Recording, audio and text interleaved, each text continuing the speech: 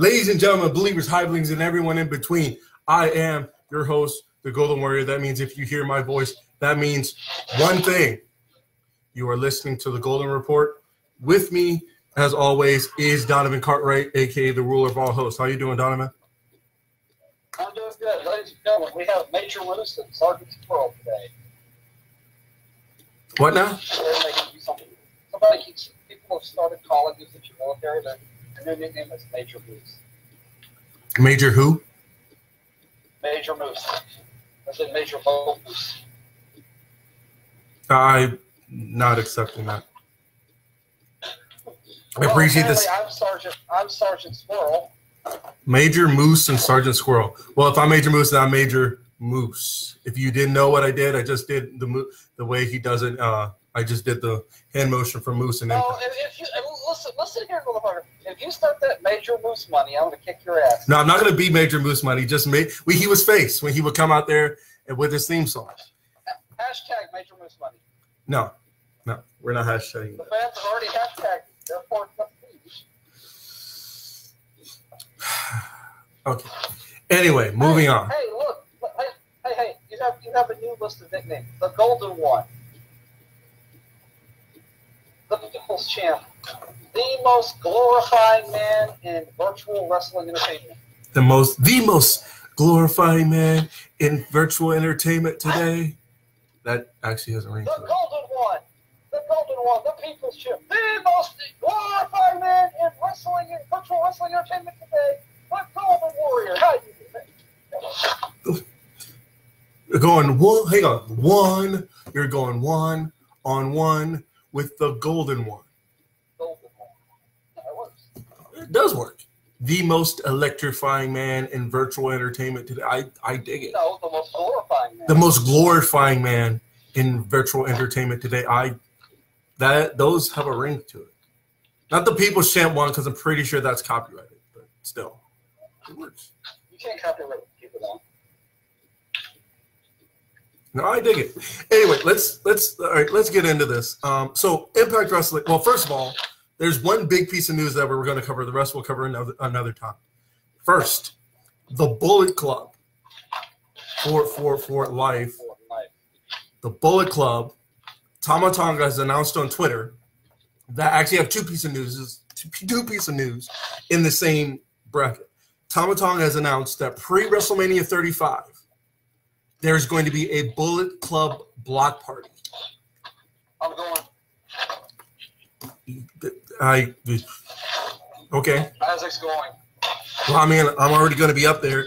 It's pretty, though, based on location, it looks like it's going to be outside of MetLife. Like I said, before WrestleMania. Like, they're going to tailgate outside of WrestleMania.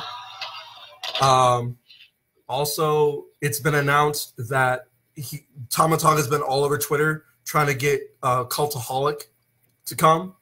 He says, and he's looking to he's been in a Twitter war with What Culture because What Culture made that video, Bullet Club is dead. And speaking of Bullet Club, Adam Pacitti from Cultaholic said, just tweeted, Bullet Cult. Bullet Cult. No. They're trying to keep it in the same thing. Somebody said Clubaholic. But he said, yeah, he called it Bullet Cult. And Tama Tonga responded by saying, has a nice ring to it. And then he said, to ban or not to ban. A day ago, he posted, to ban or not to ban. He said, Walt Culture, to ban or not to ban Walt Culture from the Bullet Club block party. That is a question for you, hashtag heel fans to decide. So he's saying either ban them or fuck them. So I feel like both of those say the same thing. So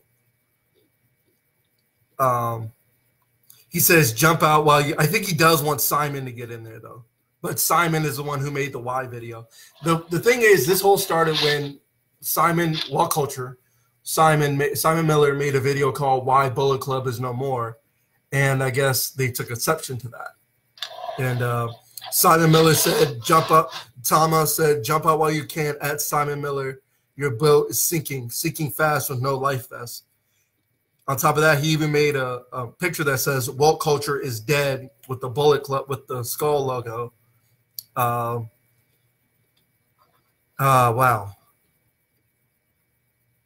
WBPW will pick up next week. It's just the this week.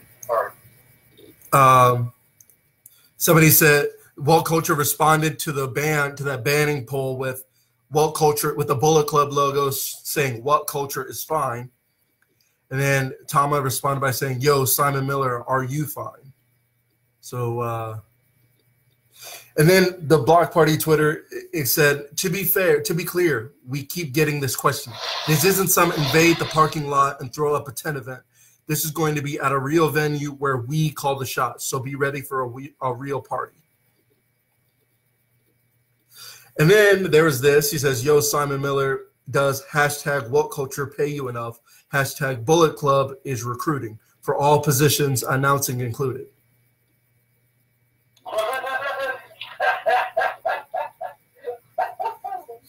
So, yeah. Oh, yeah, and they announced it at Hurricane Hall. So yeah. What? There actually was a report. Hey, Roman, when you get tired of them trying to turn you into Super Samoan, and you're tired of the Rock Shadow, hashtag Bullet Club recruit. Ooh, I'd be. I'm not even gonna lie. If you get a badass Roman Reigns in Japan, and even though he can't wrestle that great, I'd be fine with that. Yeah, I really would be lying through my teeth if I said I didn't want to see Roman Reigns in Bullet Club. You know what I think technically here is a member of the Bullet Club. Yeah. The Enforcer, Roman Reigns. I'm trying to imagine, because now they have a Switchblade Bullet Club shirt. I'm trying to imagine what do you think Roman's Bullet Club shirt would look like?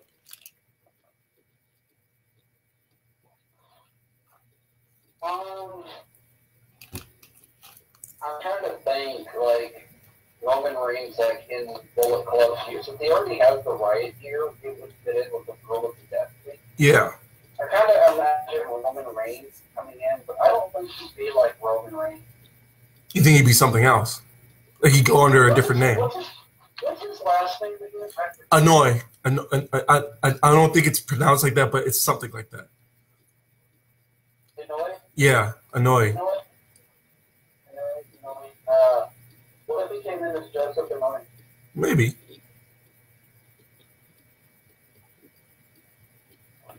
I dig it. Hey, that'd be really dope. What?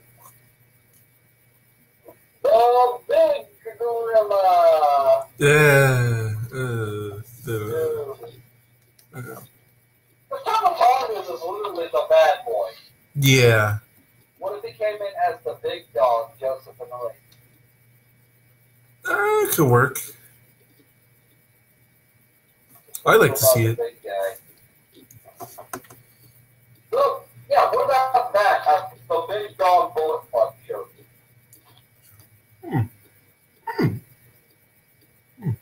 See, yeah, I don't see like the big dog is so like range and everything. But if that was a big Japan thing, I really wouldn't mind. I couldn't say I would get behind. Because I feel like Roman Reigns would be properly used as a badass. Oh, yeah. Because, I mean, look what they do with Bad Luck Ballet. Bad Luck Ballet, I mean, he's not the best wrestler in the world. But it's his presence, though. Yeah, and you know, New Japan doesn't have a lot of these, like, big, over-the-top, powerhouse guys. Roman Reigns is in powerhouse and he's agile. Yeah. So there would be no problem with the big dog. The big dog. Big dog, Joseph. We're just calling him the big dog. Give him a name now. Make something up. What about the big dog, Roman Anoy? That works. Or the big dog. Joseph Reigns. the big dog, Joseph Tonga.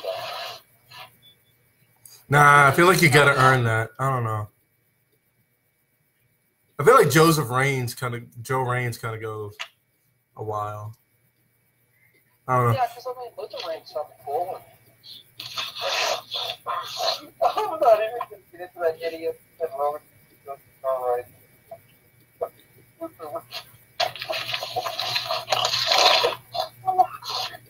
Okay, if you're going to report news, get the proper Reigns.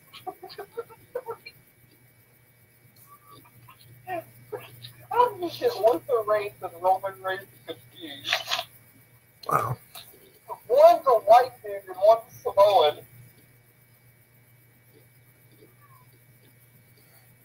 One looks like a bodybuilding ab. The other one looks like a wannabe SWAT team member. Yeah. But no, but seriously, like Roman Reigns already has the gear. He really does. He will fit right in. Gimmick. He would literally fit right in. Yeah, and think about it. We could get the Tongan Powerbomb. Because we've had the Tongans and the Samoans. They're not actual family, but they were close back in the day. Yeah. I mean, I'm not even playing. Like, to be honest, I think Roman Reigns should go to Japan. I mean, who would like? I mean, Bullet Club Roman Reigns, Bullet Club Joseph Benoit, or even just Joseph Reigns or Joe Reigns. The only thing I'm worried about is, do you think Roman Reigns could handle that? I don't see why not. But think about the type of wrestling that he would stick out. But I mean, he could play a power guy, but he wouldn't be really a main eventer. Yeah, but I mean, look at they're not main eventers either, but they make it work. But think about this: Roman Reigns could take the head of the Bullet Club. They've never had a power guy take over Bullet Club. That is true. Could you imagine that? Roman Reigns is leader of a Bullet Club. I feel like people would freak out. I mean, I'm not here to, I'm the first guy that said I fucking hate WWE. I fucking hate Roman. I don't hate the guy. I hate the character. But if he was repackaged in Japan, and yes, it would be a step down. And he would be like, it would make the Gorillas of Destiny have that triple threat angle. Well, first of all, here, to put it this way, if anything, he needs to get his leukemia needs to go away. That's the first thing. Before we need to talk about him wrestling anymore, he's got to get better from leukemia. He's going to get rid of it, dude. He's going to overcome it. The Samoans have dealt with a lot of shit over the years. So that's the first thing. That family is the new generation of the Von Everett. We're the first guy. So that's the thing. Main thing is, we can speculate about all this, but he's got to come back first. No, I'm just getting the image in my head. The big dog, Joseph Reigns. I like Joseph Reigns. If he sticks with the name, that's what he needs to go with. Just saying. What about the bad dog? Bad dog. Oh no, there's a lot of opens for this, but we're gonna keep. But that's what's. Look. He already has the gear. He already has the persona, and he would be a heel.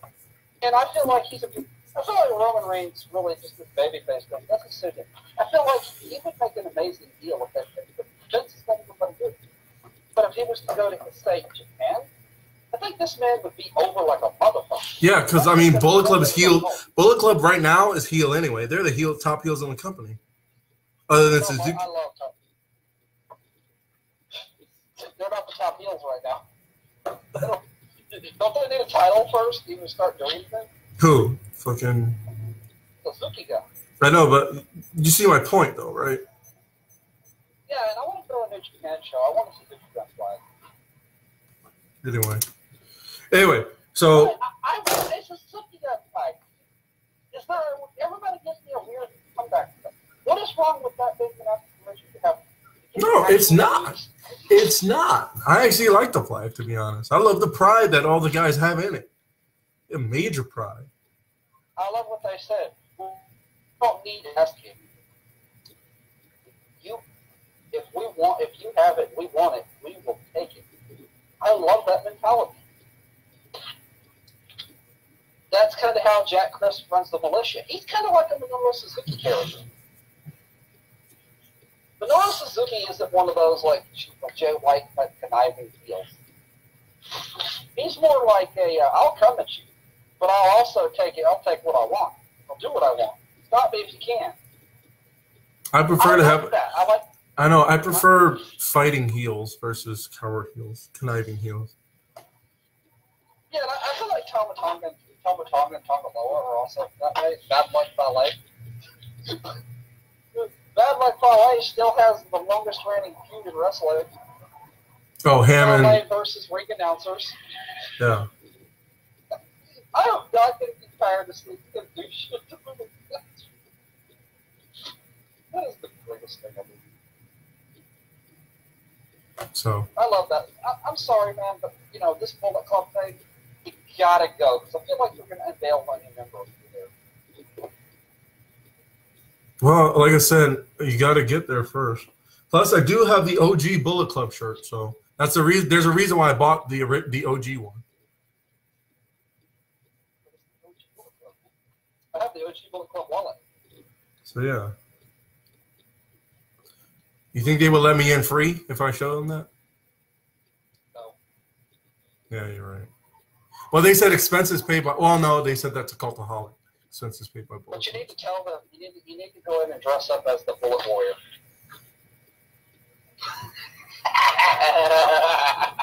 The Bullet Warrior. There you go. Okay, we'll see. Anyway, so Impact.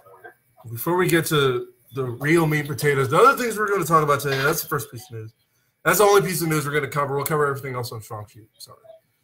Another thing. No, we're going to cover the big stuff tonight. Yeah, most of it. Yeah, we'll probably cover it there too. Also, so Impact covered today, last night, on their 5 matches, their top 5 matches from this year. To me, honestly, there were others that could have been on there, but what they put on there, I have no issue. So what they put on there was number 5 was Taya versus Tessa at Slammiversary. No, Bound for Glory. Taya, Tessa, Bound for Glory. The next one, number 4, that was number 5. Number 4 was Austin Aries versus Phoenix versus Pentagon on Impact. The one where Pentagon won the world title. Number 3 was LAX versus the OGs in that 5150 street fight in Slammiversary, which that was dope. I love that match. Number 2 was Austin Aries versus Johnny Impact at Bound for Glory. And number 1 was Sami Callihan versus Pentagon in Hair versus Mask. The only one I had an issue. None of the matches were bad. I would have probably put on there Matt Sydal versus Brian Cage because their matches were great, as well as also Phoenix versus Johnny Impact for the world title. That was also great. So that's what I would have put on there. What about do you agree with the list, Donovan? I went on mute because of that. Okay. Personally, I like those matches. I really do. I like I said, I would have added Johnny Impact versus Phoenix on Impact, and I also would have put in there somewhere, maybe Matt Sydal versus Brian Cage, the series of matches they had. So, because they were good, I thought they were good. I thought they were very well done. Thought there was a lot. They had a lot going. So there's that. Also, I liked moments, personally, if I'm being honest, moments wise, I do think I liked Eddie Edwards versus Sami Callihan in the Woods. That was fun. That was very fun. The LAX OG street fight they had in the middle of Toronto. I liked. Obviously, at the top is Rosemary versus well, not Rosemary, but when Allie going to the Undead Realm, that was pretty fun. That whole thing was fun. Yes, it's because Rosemary did show up. So there's that. As soon as Donovan gets back after he figures that out, I'm going to ask him what his favorites were if he ever comes back. So we're also gonna cover our favorite matches, favorite superstars. So far, my favorite wrestlers from this year alone were in no particular order: Kota Ibushi, Flip Gordon. Yes, Flip Gordon. Kota Ibushi, Flip Gordon, Johnny Gargano, Ronda Rousey, and Asuka. So Johnny Gargano, Johnny Gargano, Kota Ibushi, Omega. Oh wait, no, I'm switching it up. See, Johnny Gargano. This is it. I know I just switched it up and asked him. Here's what it is. This is what it is. Johnny Gargano, Kota Ibushi. This is in no order, so don't get it twisted. Johnny Gargano, Kota Ibushi, Ronda Rousey, Velveteen Dream, and Tommaso Ciampa. So there you go. Tommaso Ciampa, Johnny Gargano, Velveteen Dream, Ronda Rousey, Kota Ibushi.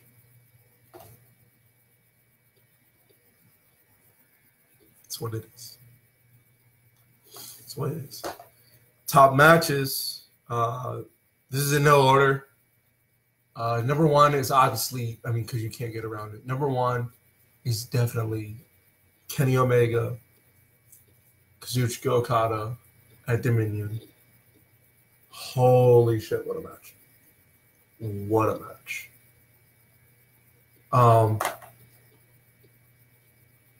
That's number one. Also on the list is Zack Sabre Jr. versus A-Kid. Great piece of work. If you haven't watched it, go watch it. It's a great piece of work. Johnny Gargano, Tommaso Ciampa at TakeOver New Orleans. Aleister Black, Johnny Gargano.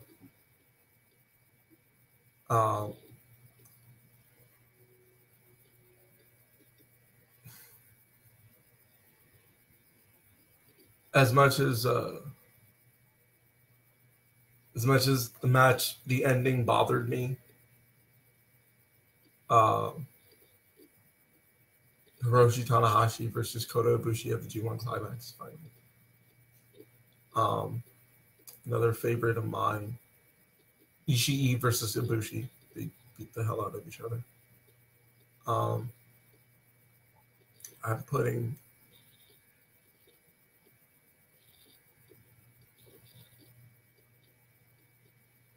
obviously the Golden Lovers versus the Young Bucks is up there. And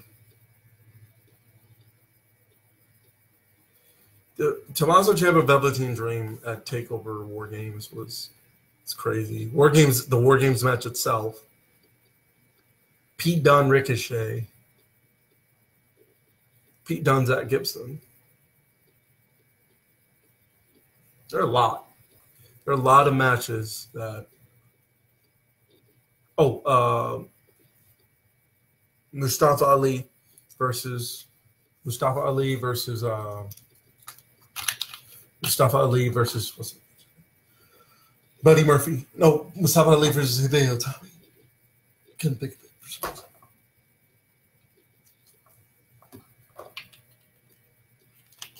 Couldn't think of it.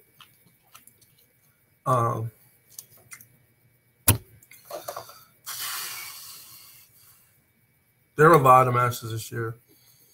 A lot of great ones.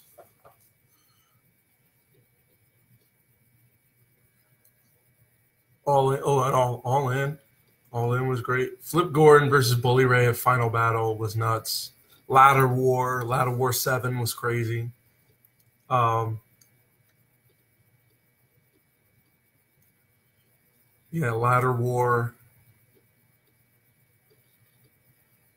What other match? Ronda. I don't care what anybody says. Ronda Rousey versus Charlotte was good. That was very well done. The TLC, triple threat TLC, was good.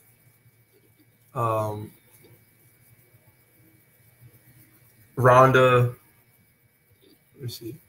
Ronda and Angle versus Ronda and Angle versus Charlotte versus Trips and stuff was good. It was very well done.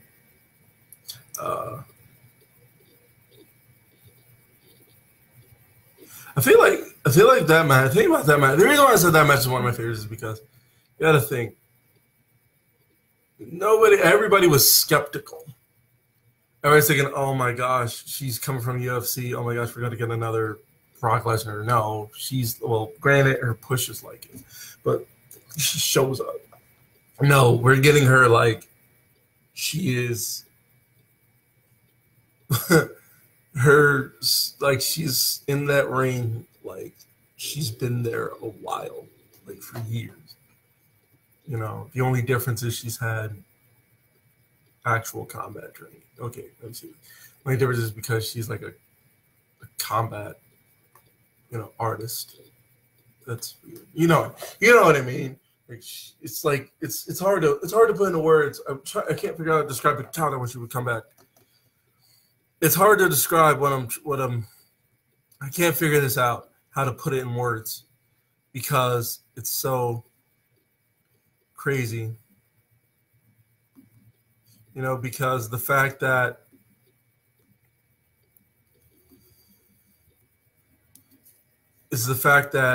we didn't know what to expect. We thought she was going to not get dragged, but we didn't think she was going to perform that well.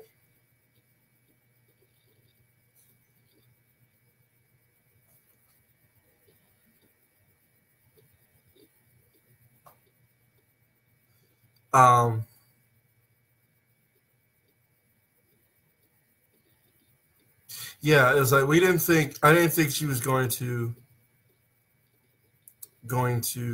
do that. I didn't think she was going to. Sorry, I saw a picture of Rosemary. Freaking out. I didn't think she was going to do it. I didn't think it was going to be. I didn't think she was going to do that well. I didn't think she was going to do bad.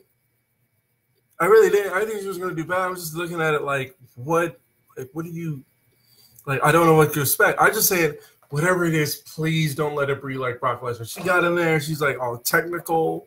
She put on holes and all this stuff, and I'm just like, yo, wow.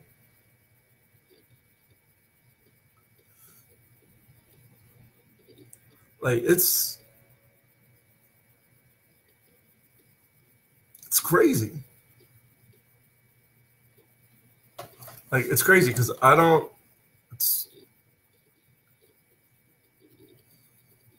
It's crazy, I don't know what to think.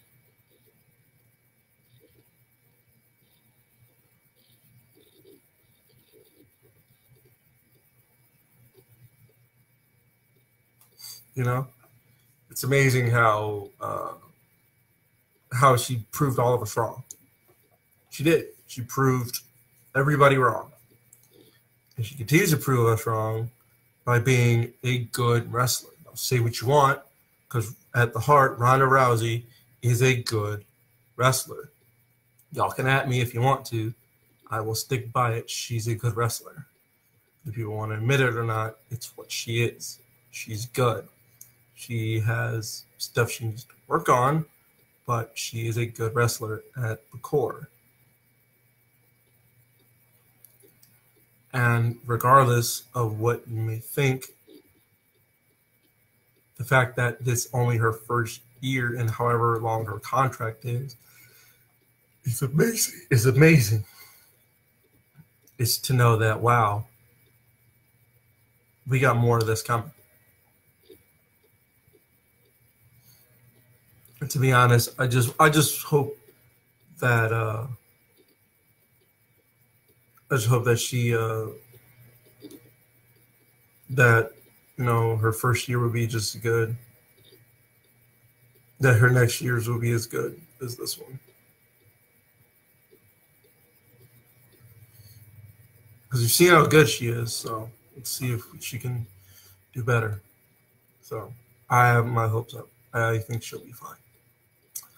I think she's gonna be okay. I think she's gonna be alright. She's gonna be alright. Did it. She's gonna be fine. She's gonna do just fine.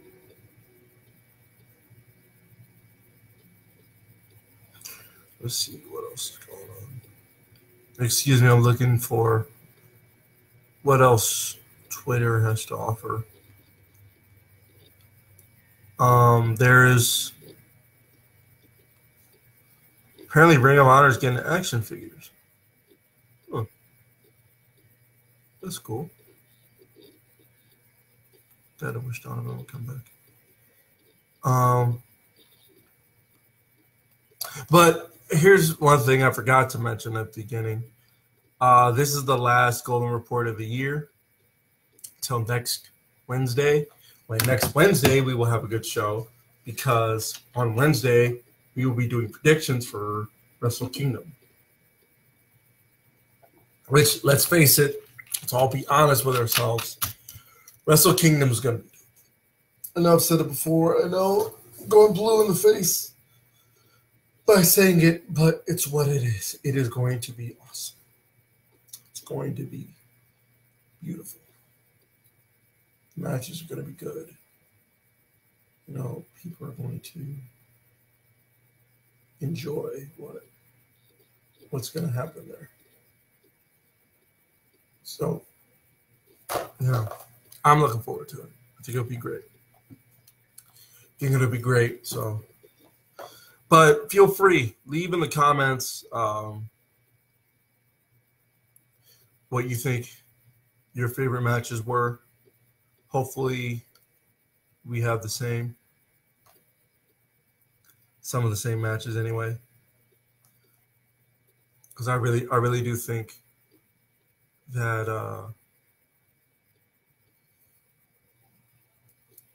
this year was a very, very good year for wrestling.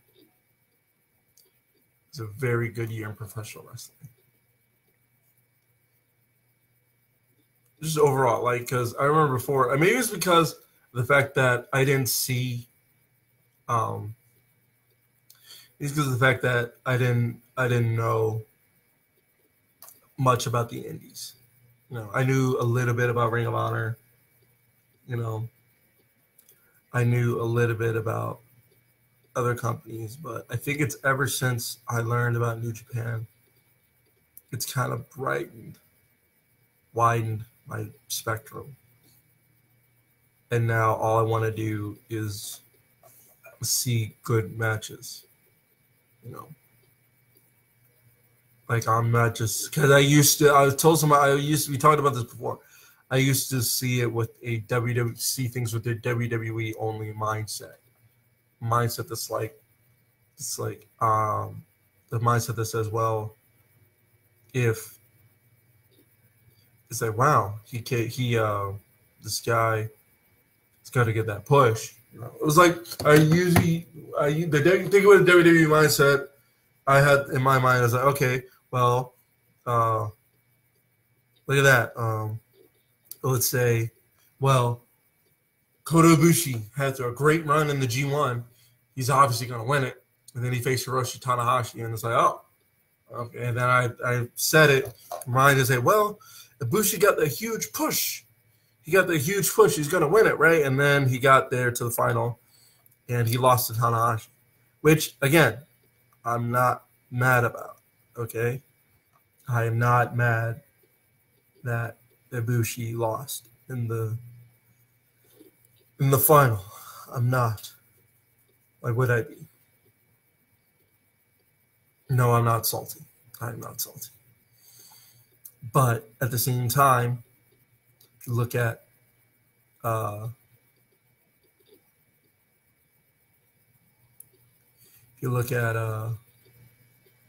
let's take that for example. And then for some, you look at Tetsuya Naito, for example.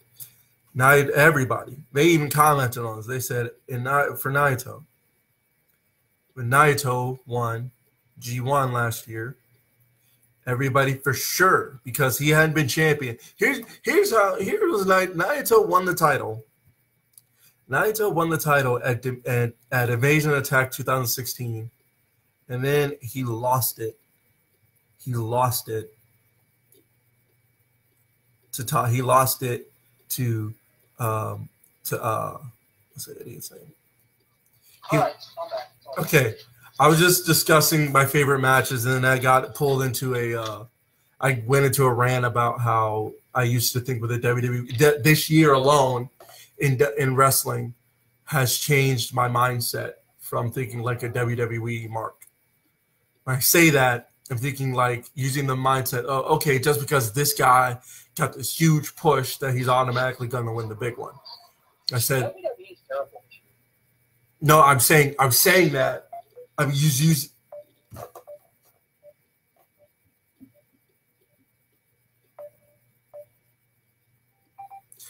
I was saying that and thinking that in my mindset that I was thinking with the mindset, oh, just because this person's getting this huge push, they're going to win the title, you know.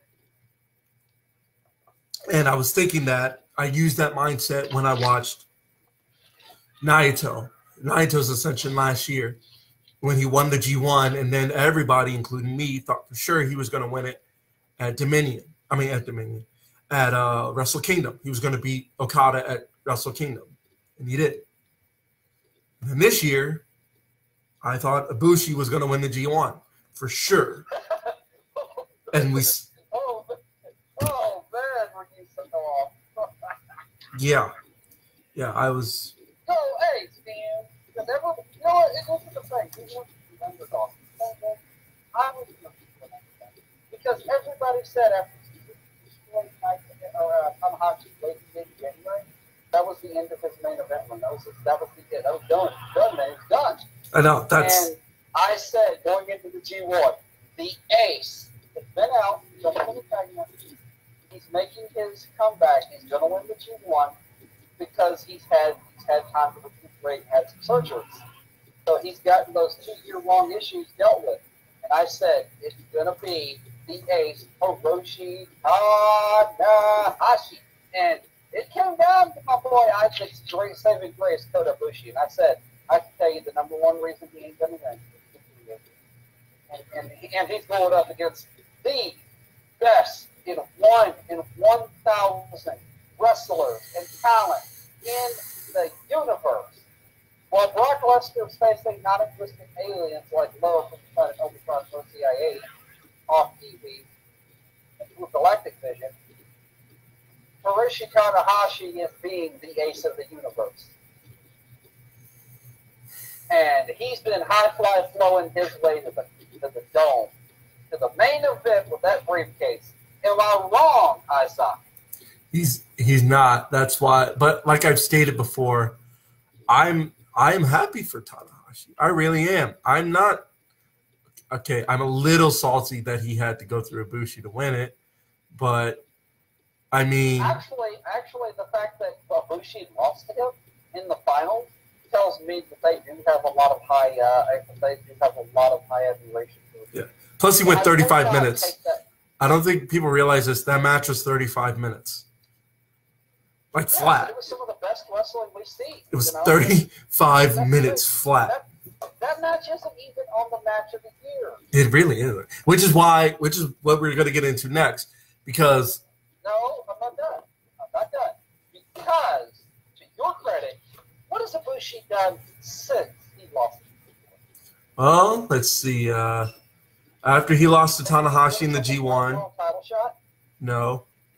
Well, he had the never openweight title shot against Goto, which he No, won. that was later. He had a triple threat world title shot with Cody Rhodes. Yeah. And Omega. That he almost won had Omega not ruined it for him again, which means that that would be the second time he would have almost become world heavyweight champion if not for Omega. Looking at Invasion Attack 2015 when he almost beat AJ Styles.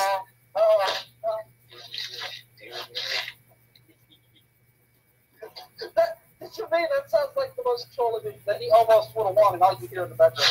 Oh. You see what I mean? You can just put that in anywhere to control people. Wow. Yeah. So that yeah. So Kenny Omega is a fucking troll. Let's put that out there right now. He's a great wrestler, but he can also be a huge troll. yeah. So he but there's that. So that's the thing. Kota Ibushi did get something. He finally won a title. He actually did something in Japan besides it exists there. And I'm not saying that it's open. I'm not taking anything away from Kota Ibushi, okay? You know how you know I respect Kota Ibushi? Who's my WCW long-standing underground champion? Ibushi. That would be Kota Ibushi.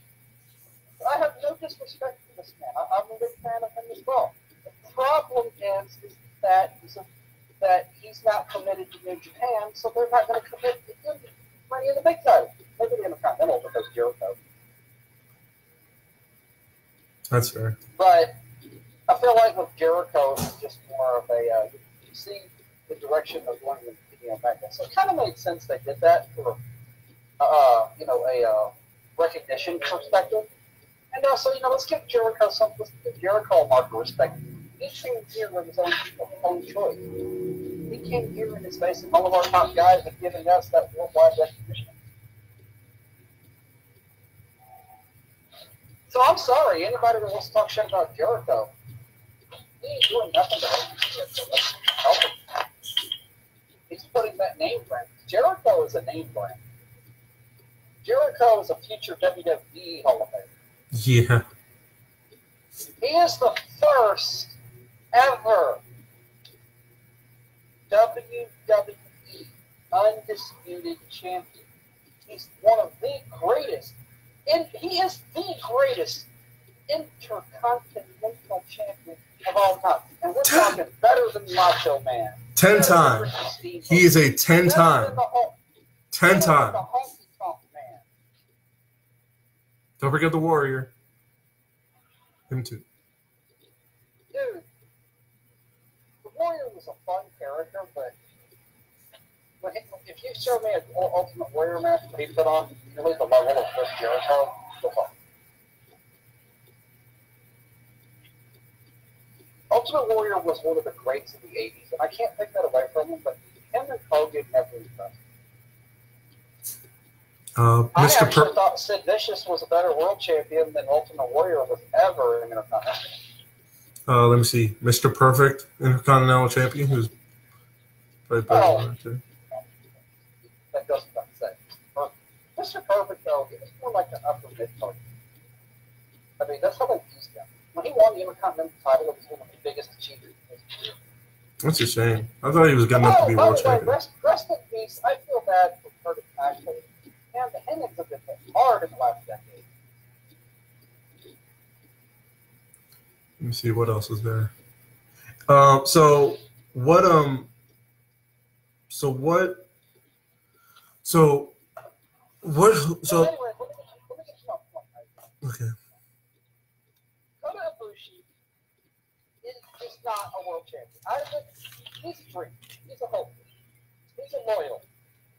He wants Kota to win the world title. He feels like this man's very good.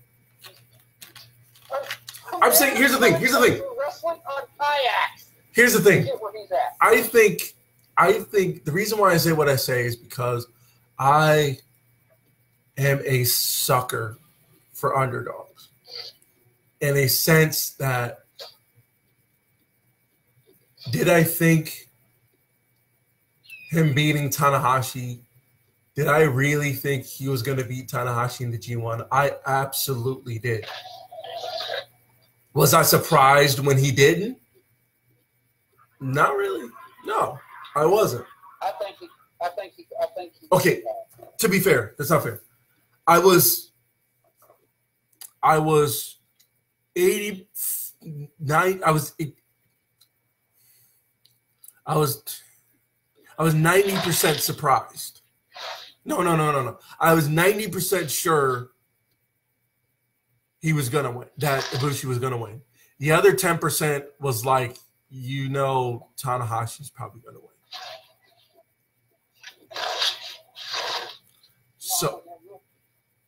So I was not at all.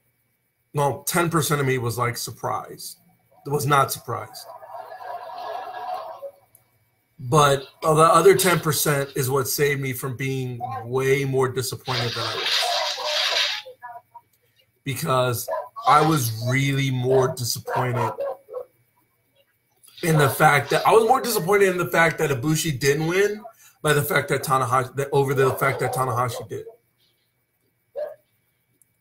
I didn't let the fact that he lost destroy my love, because I like Tanahashi. I like Tanahashi even before the G1. I was hoping he was gonna do well. I really was. I was thinking he did well. He did. He won the damn thing. But I'm saying I didn't think. But to me, winning it was kind of.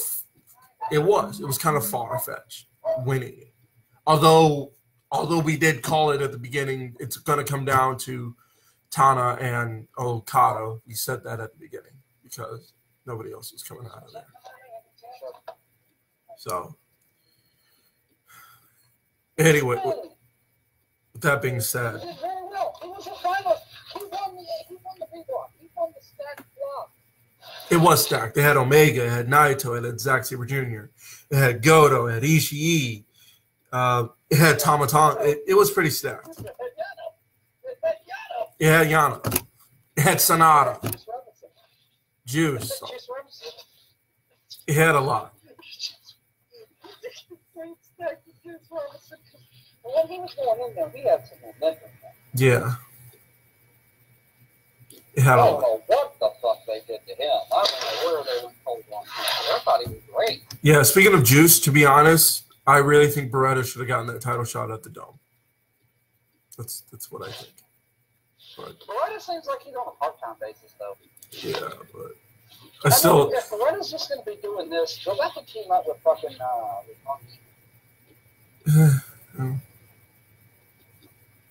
Well, he's a heavyweight now. What's his name? Still Junior. Who gives a shit? That is a good point. That's a completely fair point. Anyway, like I was saying, so I really need to shave. I'll do it later.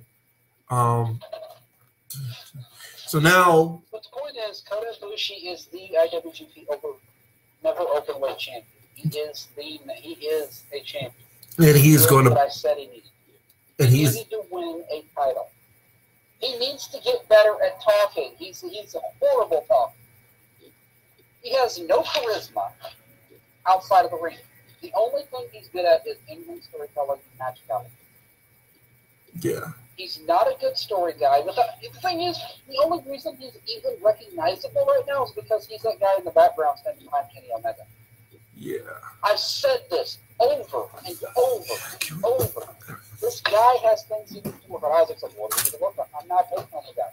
I said he is an amazing in-ring talent. 35 minutes with Hiroshi Tanahashi is 35 minutes of hell.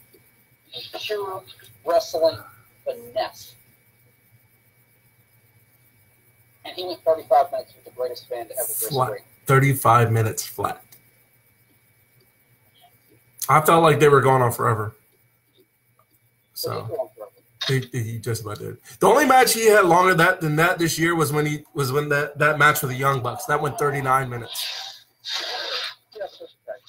But still 39 minutes. Tag matches are a way to have wrestlers rested out. Yeah, still it's still a long time. You know what Cody Rhodes has that Ibushi doesn't have? Charisma. Ibushi's a 20 times better wrestler. Cody Rhodes is a lot more dominant. And it's not the last name. It's because Cody knows how to work. Cody knows how to do all around. He's not a great in-ring talent, but he's damn good. He is damn good. He's a great worker. He's got a great character. He's got charisma oozing off of him. Maybe working with these guys, why hasn't he picked up anything from the Bucks, from Kenny, from fucking Cody, from Hangman? Hangman's a great character worker, so was Marty Scurll. Yeah. He's surrounded by all of these greats, and he is not picking up on them. No, when Yujiro Takahashi is more entertaining than you've got a problem. Ouch. But facts. Ouch, but facts. I'm not trying to hate on Ibushi. I'm really not. I love him. He's a great in-ring worker, but it's proven in wrestling you're never going to be the guy if you're just good in that. Wrestling ability is only going to get you so far. He's a prominent player in New Japan, but he's one of the background guys behind Kenny Omega, Yuya Naito, Hiroshi Tanahashi, Kazuchika Okada. Those are the big four. We don't have a big five. Those are the faces you see all over New Japan. You got Kota Ibushi somewhere in the background. But do you know who the guy that would be that number 5? Who? The guy that he's facing at Wrestle Kingdom. Yeah. Ospreay. The junior heavyweight guys. Hiromu. Where's this dude? Keep going. I'm looking for something. Phone will work. What? What do they have Ibushi doesn't have? Character work. My damn phone is pissing me off right now. Looking for something. Well, that's the problem. You're looking for something. I'm looking for not that. All I'm saying is that this guy, what makes Sami Callihan, Tommaso Ciampa, and Daniel Bryan better than Kota Ibushi? They all have characters. What's Ibushi's character? I don't know. Where is this goddamn list? Guy that competes on kayaks? He goes and does all of this insanely crazy shit, but none of it comes out in character work. There's no character to it. He's just some really good-looking Asian guy that comes back and kicks your ass really, really hard and has some great technical wrestling ability as well. He is very good looking. No homo. And I mean that in the straightest way possible. This man is beautiful. And you know what? He does not have a baby face. He had that baby face. Like when he wrestled Nakamura, he had a baby face. He looked like young lion guy. Yeah, he looks exactly the same. The only difference between him now and then is that he's put on weight, muscle, and he's cut his hair.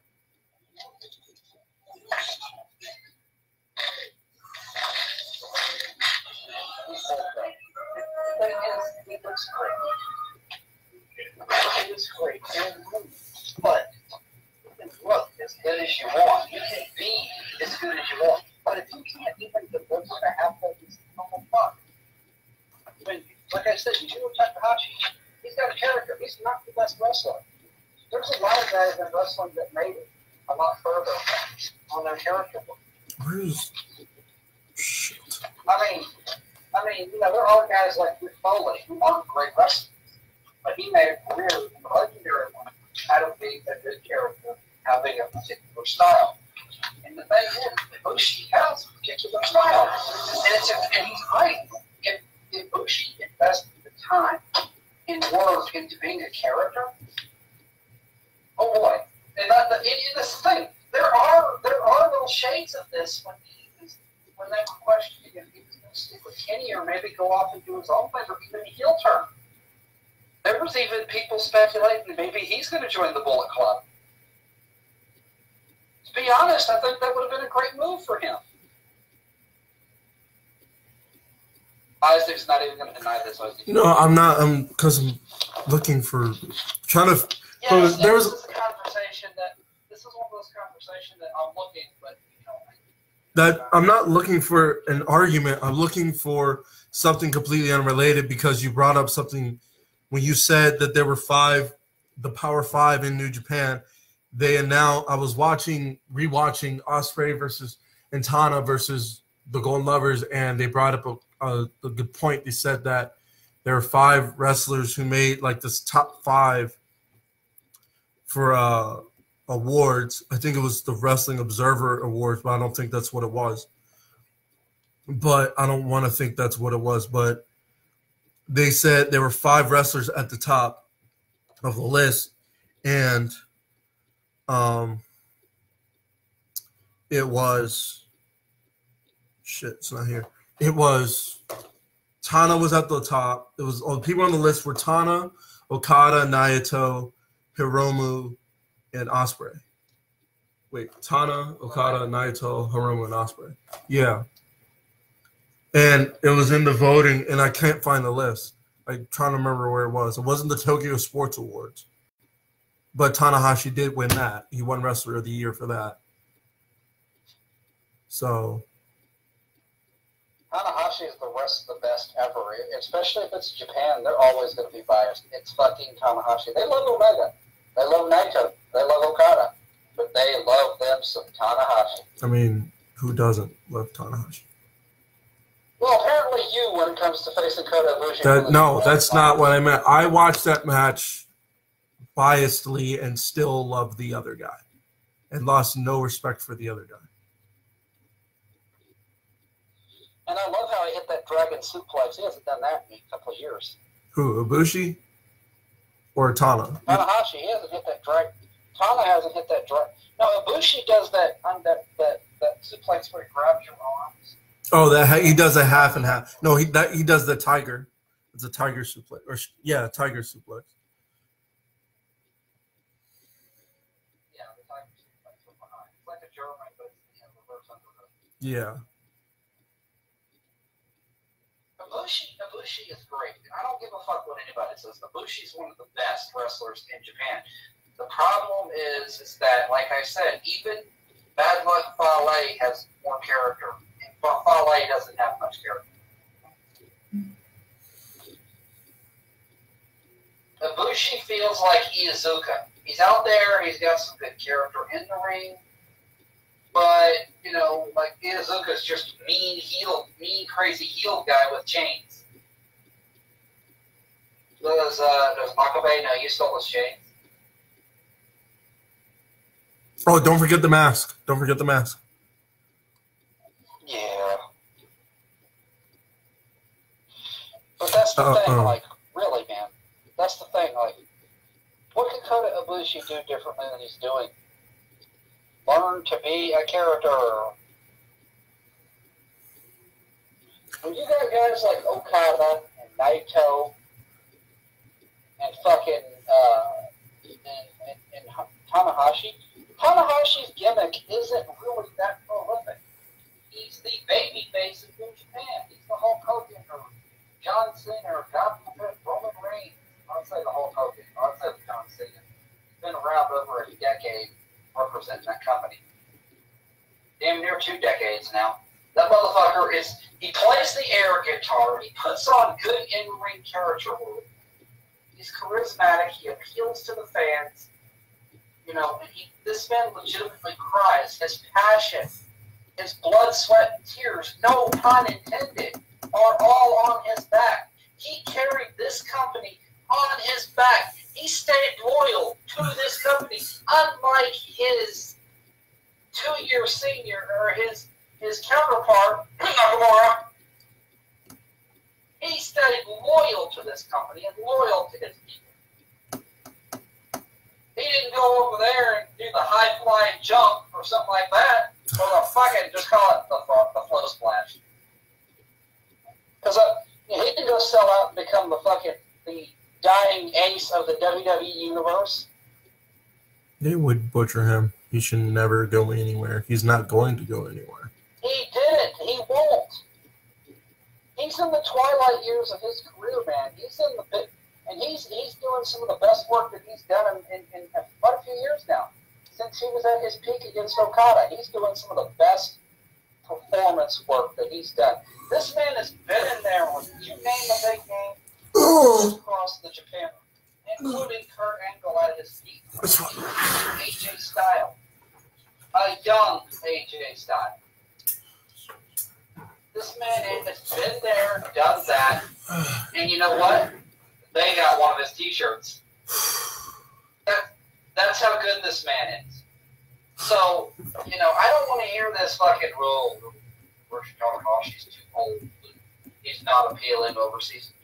You know what? I don't care what anybody says. He's not appealing because you don't fucking know. If you're watching New Japan and you're just still criticizing, then why the fuck you watching? I don't watch Monday Night Raw because I know I'm going to criticize. I watch the first hour because I want to actually be able to enjoy it. I try to enjoy what I can. I can't sit through 3 hours of terrible storytelling and bad booking. I sit through an hour of their best part.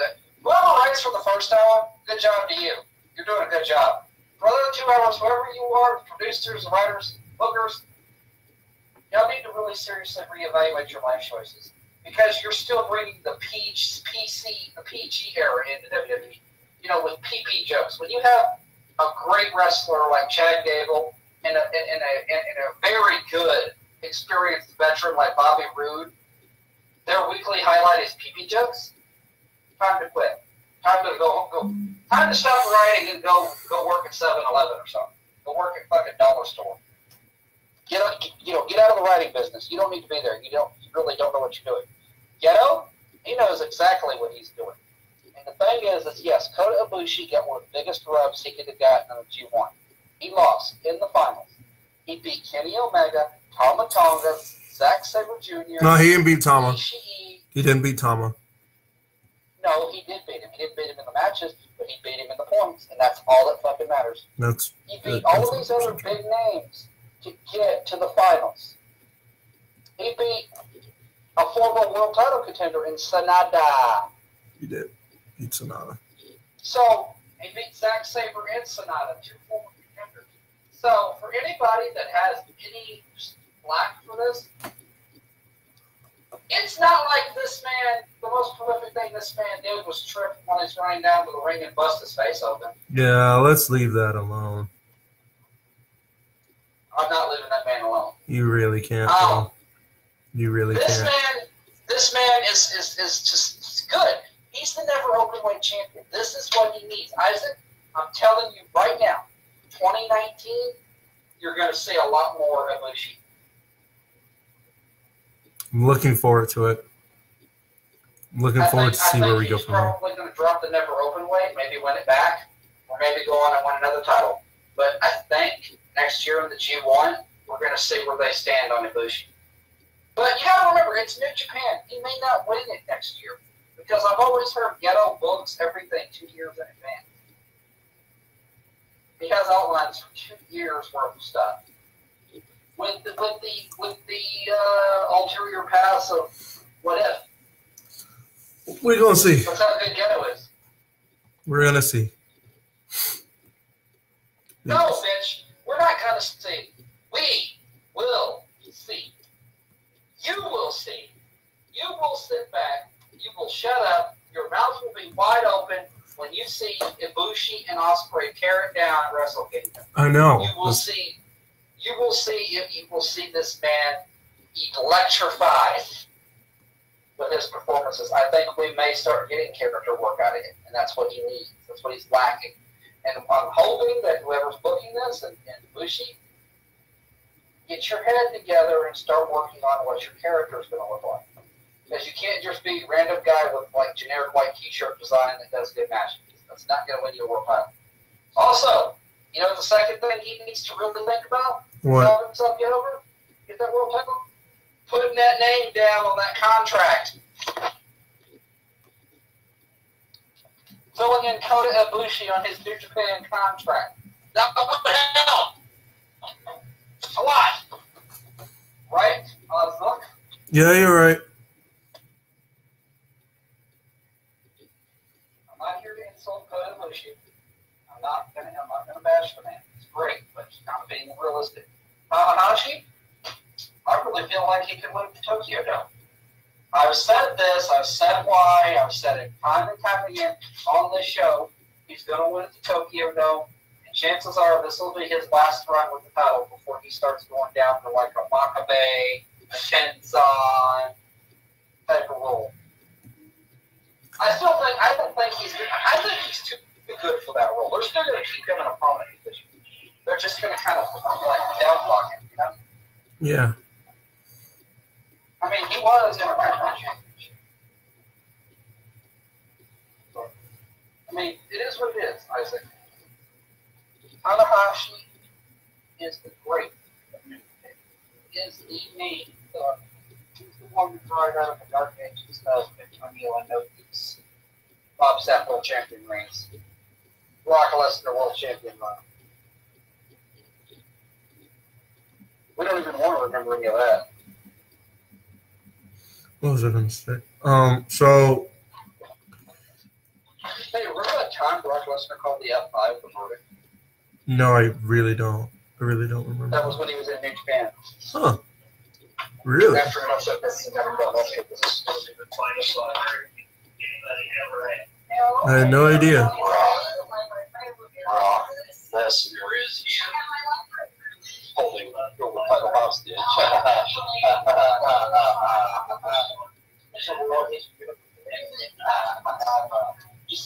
So,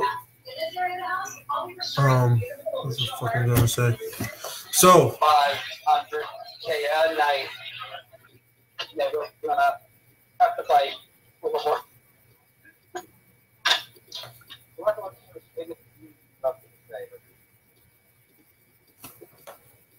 Him being in wrestling is its own thing. Signed up for he became a meme. Brock's like, what? I'm not going to get what I want?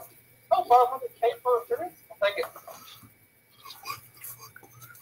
Brock Lesnar, before he leaves, needs to face Finn Balor and Bobby Lashley.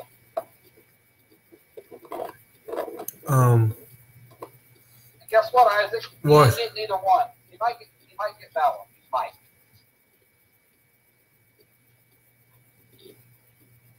Good luck with that. What was I going to talk about next? Go ahead, Isaac. I'm done. I forgot. I didn't forget. I just got to rekindle my fucking thoughts. So, fucking, what? No, I already covered Impact. Wait. Oh, yeah. Impact. Well, fuck it. Yes. Impact. Fuck it. So, I stated before the 5 matches that they had on Impact that they deemed their best matches of 2018. Number 5 was Tessa Blanchard versus Taya Valkyrie at Bound for Glory. Number 4 was Pentagon versus Phoenix versus Austin Aries for the world title on Impact. That's the one where Pentagon won. That was a damn good match. Number 3 was LAX versus the OGs in the 51-50 street fight at Slammiversary.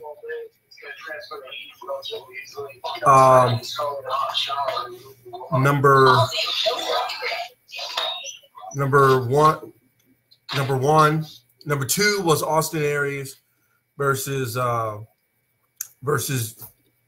Johnny Impact at Bound for Glory. And number 1. Okay, stop. How the fuck is that number 2?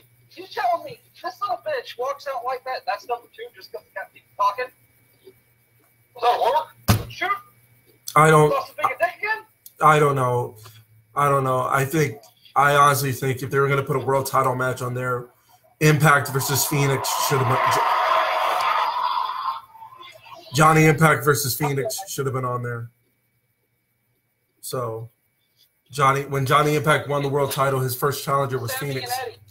Sammy and Eddie. But that wasn't this year. Was that this year? Yes. Okay, that's fair. That's absolutely fair. The fight they had in the woods. I know, but I feel like no, they had that as a moment. They had that on last week as one of the best moments. They didn't count that as a match. Okay, well, they're not going to count any of the Sammy Callahan Eddie Edwards. Well, they had I know they were great, but they did have Sammy Callahan versus Pentagon and Mask versus Hair #1. So. But I still think like Eddie Sammy thing is great. It actually has been. So. It's a fucking ball. Get the fuck out. And then I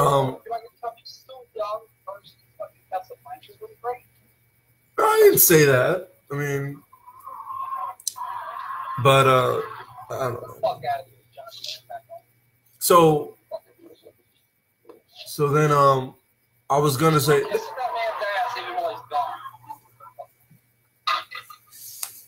Yeah, best champion of the year.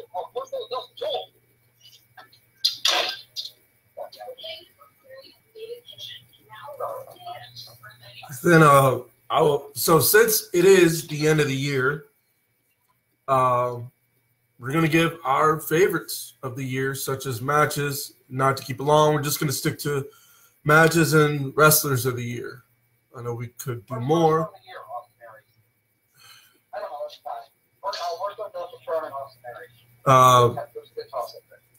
If you're done, we're gonna do. What's the worst wrestler of the year? I was going to wait. Worst wrestler of the year. I say I'll look at Patron or Austin Aries. I'd say Brie Bella or. Leave Brie alone.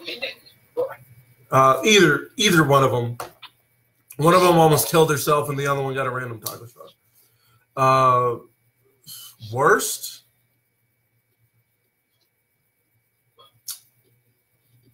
I'm only gonna say this. Simply because of I don't know. Worst. I don't like to look at the worst. To be honest, I really don't. We're looking at the worst match of the year. Easily Braun Strowman, Brock Lesnar at the Crown Jewel. Really? Yes. I'm gonna easily say Nikki Bella versus Ronda Rousey at Evolution, especially being the main event. Yeah, that was pretty bad. I think it's because of the main event. The match itself wasn't bad. It was the fact that it was the main event. I mean, Braun Strowman and Brock Lesnar. First pay-per-view of the year, Crown Jewel. Yes, absolutely. We can both agree on that was the worst pay-per-view. Okay, most improved wrestler of the year. I gotta say, Velveteen. Look for it. That was going to be my other choice. My choice. I can't even think of anybody who's come along as far as what Gordon has. Yeah, neither can I. Then same thing with Velveteen. He's only gotten better from where he's been. Yeah, but the difference is Flip actually has won big matches. Velveteen has yet to win big one. True. But he's only 20. He's only 23, so he's still got time. I was going to say women's wrestler of the year. I'm going to say Tessa Blanchard. Fucking hate you. What? Io Shirai. Okay. Tag team of the year.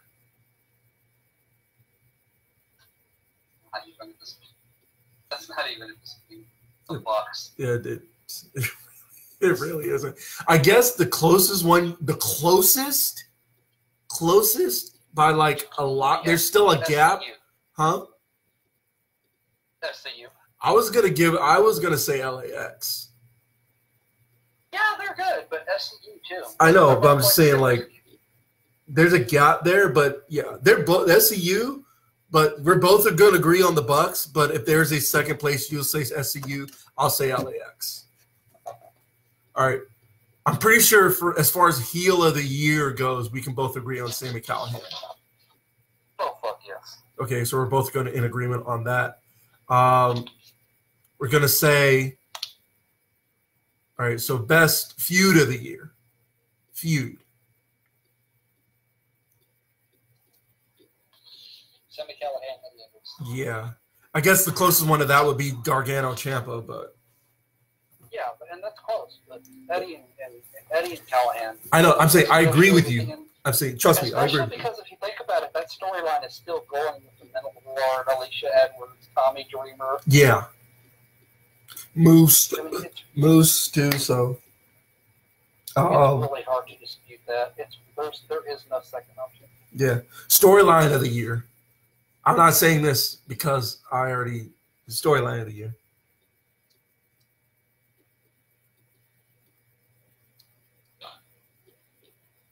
Would that be the same as feud, or is that?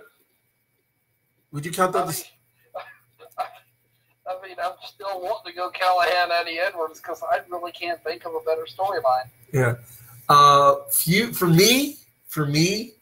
This is bias. I don't like to be biased, but actually, you know what? This is a toss-up. If I'm gonna, okay, granted, let's just say Eddie Edwards and Sami Callihan had the best feud storyline of the year. Let's just say that they're both right up there at the top. But tying that, Su Yung and Ali. That's what I was gonna say.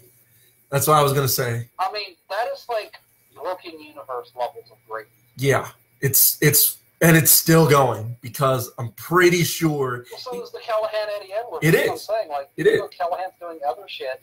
His influence in that storyline is still there. So it is. It makes him great. And then he's out of the feud, but the storyline is still going because of him. Yeah.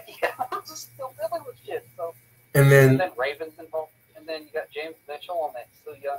I mean, let's face it. Su Yung, Ali, Sami Callihan, Eddie Edwards, best two storylines of the year, bar none, and they're both impact. Fine. Yeah. Lock it down. Let's just agree those are the two best. Yeah, let's agree. Both top. Yeah. Even better. Best men's and women's. And there you go. Yeah. There. All right. Which one's better? I don't want to pick. They're both great. Deal. Still going. Done. All right, so what other topics are there? Most improved. Best high flyer. High flyer, even though he's going to kill himself, and I hope he doesn't. No. We'll check that back. High flyer, Will Ospreay. I'm pretty sure we can both agree on that. How about best high flyer, cruiserweight, 205 live? Okay, so best. Well, if you're going 205 live, Mustafa Ali. Well, I'm saying best overall because I mean. Oh, overall. For me, it's a toss-up. Between best cruiserweight, light heavyweight, best cruiserweight, lightweight, 205 live. You want to pick one for each, or just one overall? One period. Okay, 205. Pick one of each if you want. All right, 205 live, Mustafa Ali. For me, 205 live, Red Metalik. I mean, yeah, he is like the epitome of high flying. Yeah.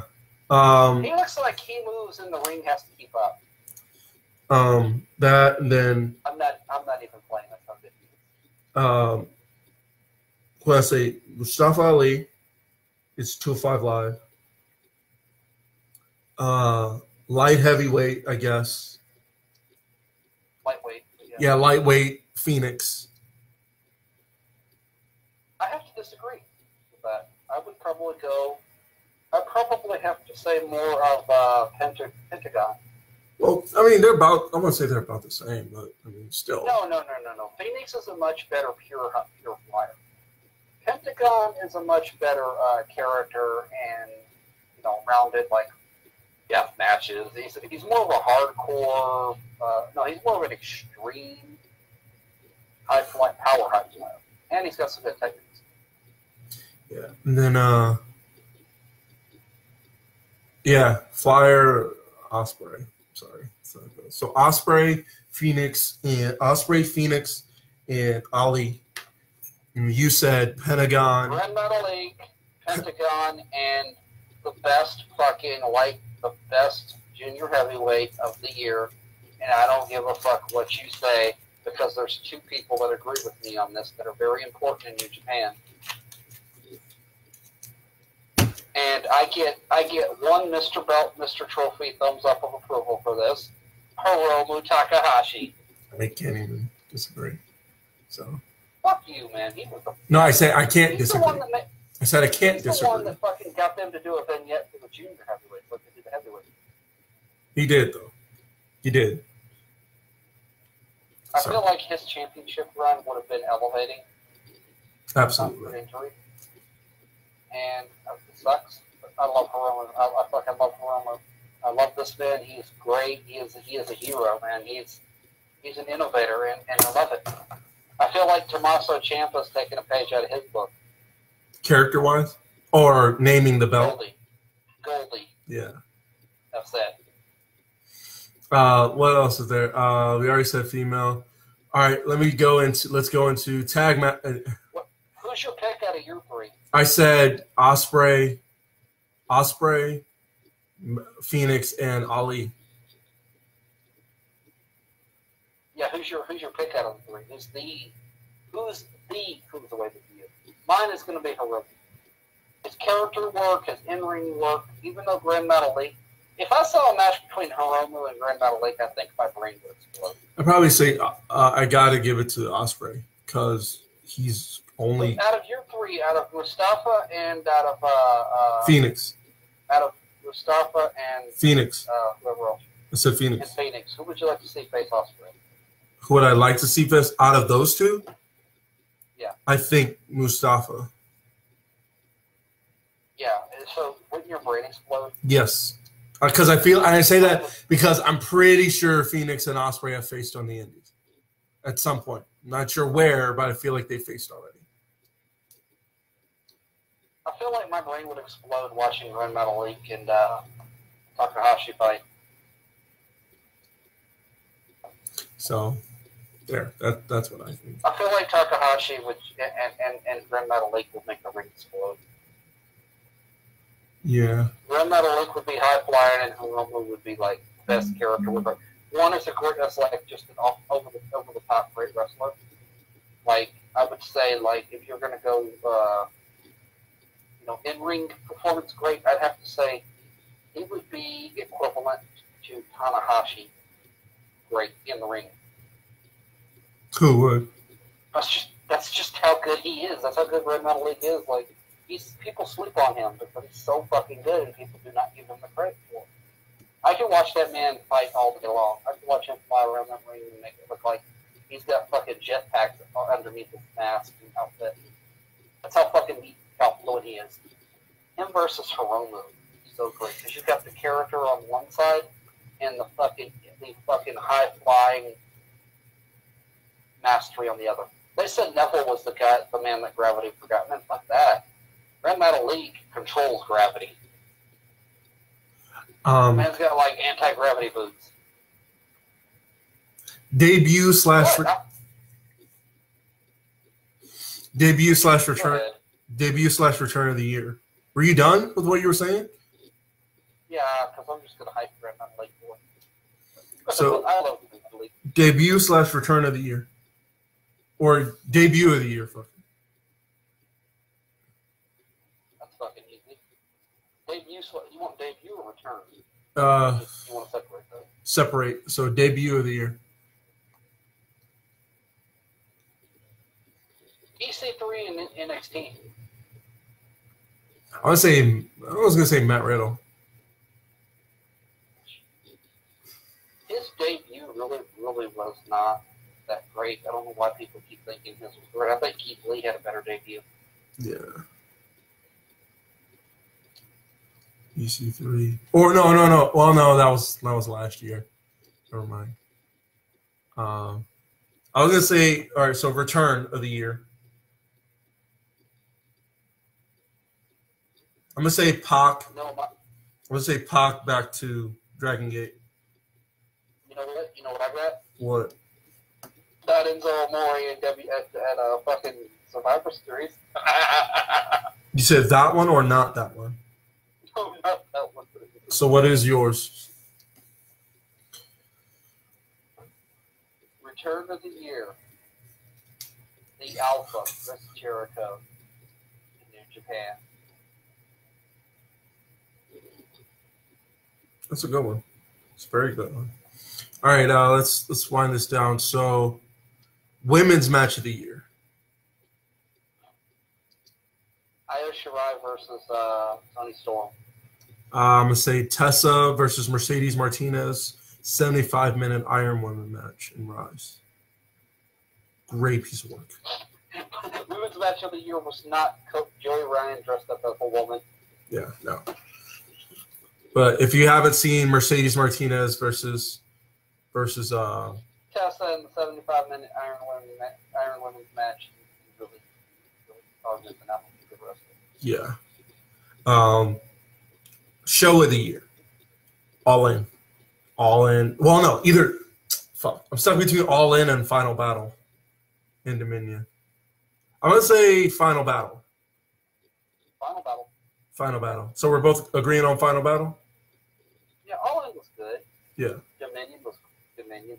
All In was more solid than Final Battle. Yeah. I mean, not Final Battle, Dominion. Dominion's like third show of the year, and you're going to be like, well, what about TakeOver? Now, TakeOver's like number 4 and 5. Yeah. There is no getting around that. Yeah. All Final Battle for me was top to bottom wonderful. Dude, there was no bad match. There really wasn't. Nothing. That show was good from beginning to end. Yeah. Like, that's even. I mean, at least New Japan has some calming down matches. That match. I mean, I don't know why people like ever. I don't know why you're still here. I don't know. I don't know how you're not in the middle world right now, because that show should have blown your mark-ass mind. Yeah. I mean, you know what? You know what it was? Kota Ibushi didn't show up. If Kota Ibushi had shown up, the show blew my mind because I was watching it, and the whole thing was like every match. I was invested in every single match. Zack Sabre Jr. The Zack Sabre Jr. match. The only match I wasn't really invested in was the first one. Not that it was bad. It was just I wasn't really invested in it. Every other match, Zack Sabre Jr., Jonathan Gresham was good. Was great, actually. I mean, the first match, dude. What was the first match? Oh, Kenny King versus Eli Isom. That was on the card. Yeah, that was the first match. It was a good match, though. I know. I'm not saying it was a bad match. Say I wasn't really. It's okay. Kenny King is going to WWE soon, from what I heard. And then Shelton Benjamin and Lashley are going to start up a faction there. Oh, good. Leo Rush, and they're going to call themselves the Beatdown Clan. Oh, boy, we can only dream. Hey, you know what? You say what you want. Kenny King, Shelton Benjamin, and MVP all started their faction in Shelton Benjamin. So then, there's that. Okay, explain to me something. Why did Shelton Benjamin go back to WWE to absolutely do nothing? I can't tell you. That's only something you can ask or answer. I couldn't tell you. No, ain't no booking me. No, you can't see the book, man. No, just stop. You can't book the best. Just stop. Why don't you release me now, yo? Sorry, I had to. For some reason, I find musical parodies funny. What was I going to say? So we just did female match of the year. We already did tag team match of the year. Just did show of the year. You did women's match of the year, men's match of the year. Yeah, men's match of the year. What's yours? I feel like there's a lot of options, but I mean, there's a lot of options. Remember, singles match. Yeah, because we already did tag team match, right? Yep. No, we haven't done tag matches. We'll get to that. All right, so tag team of the year. Tag. So singles match of the year. I mean,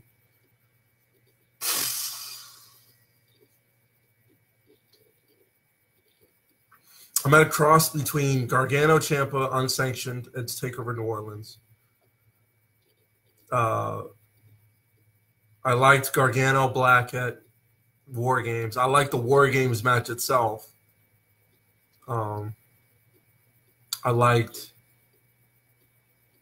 I did love the Kenny Omega Okada at Dominion. I also liked Tanahashi and Ibushi of the G1. Yeah. Regardless of the finish, it was still a beautiful match. Regardless of how great the finish was, it was a beautiful match. Exactly.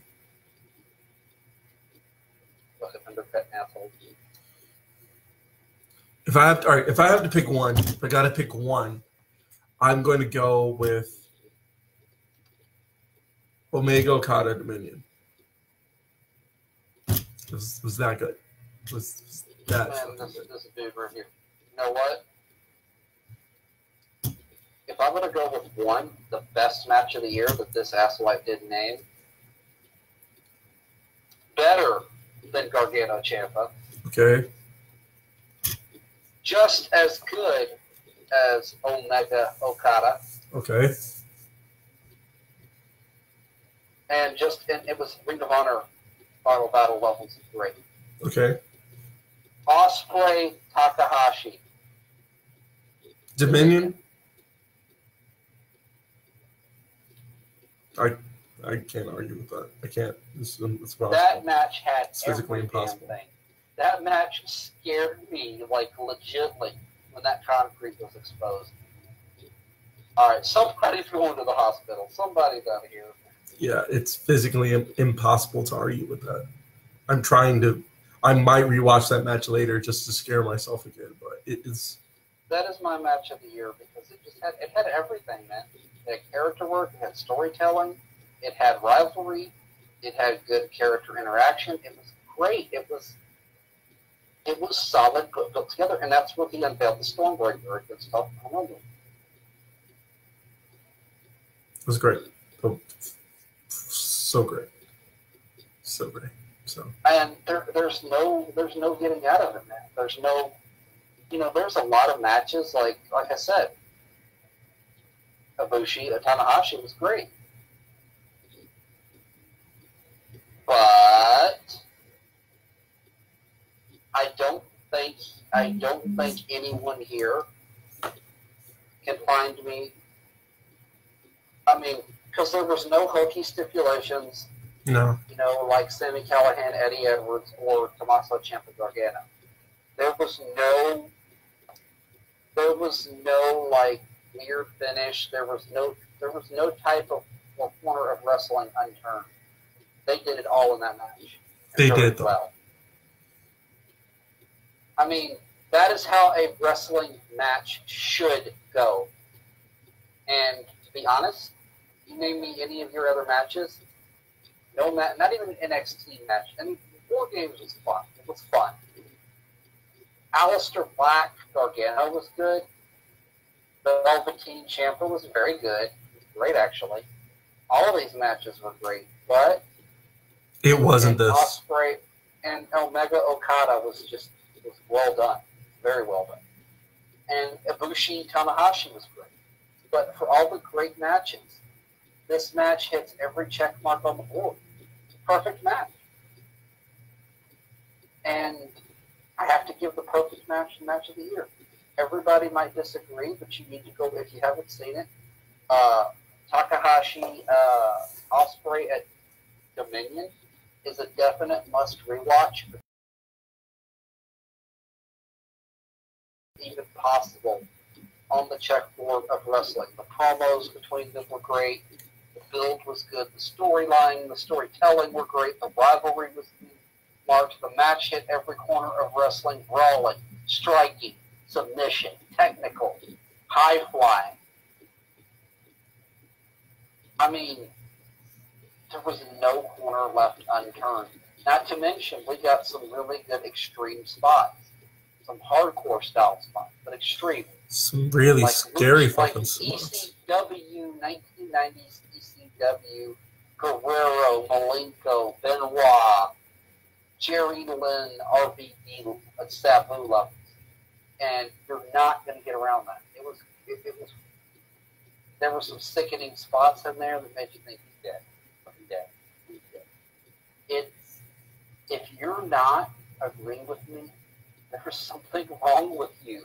I agree with you. This is a perfect match. And that's not just match of the year, that is the perfect match of the year. And Omega and Okada hit that mark, but You're talking about a match that went over 60 minutes versus these guys getting in there for over 20 and being able to squeeze all of that into their time slot. Yeah. Takahashi, Ospreay, match of the year. And then tag team, last thing we're going to cover, unless we can think of any more categories, tag team match of the year. This is not even a contest. Well, you know what? Actually, this is a contest, and both have the Young Bucks.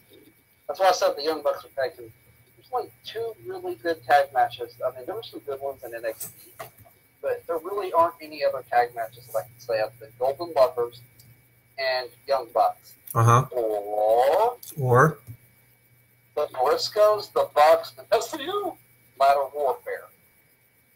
That's completely fair. I can't pick between the two. They were both good for their respective things.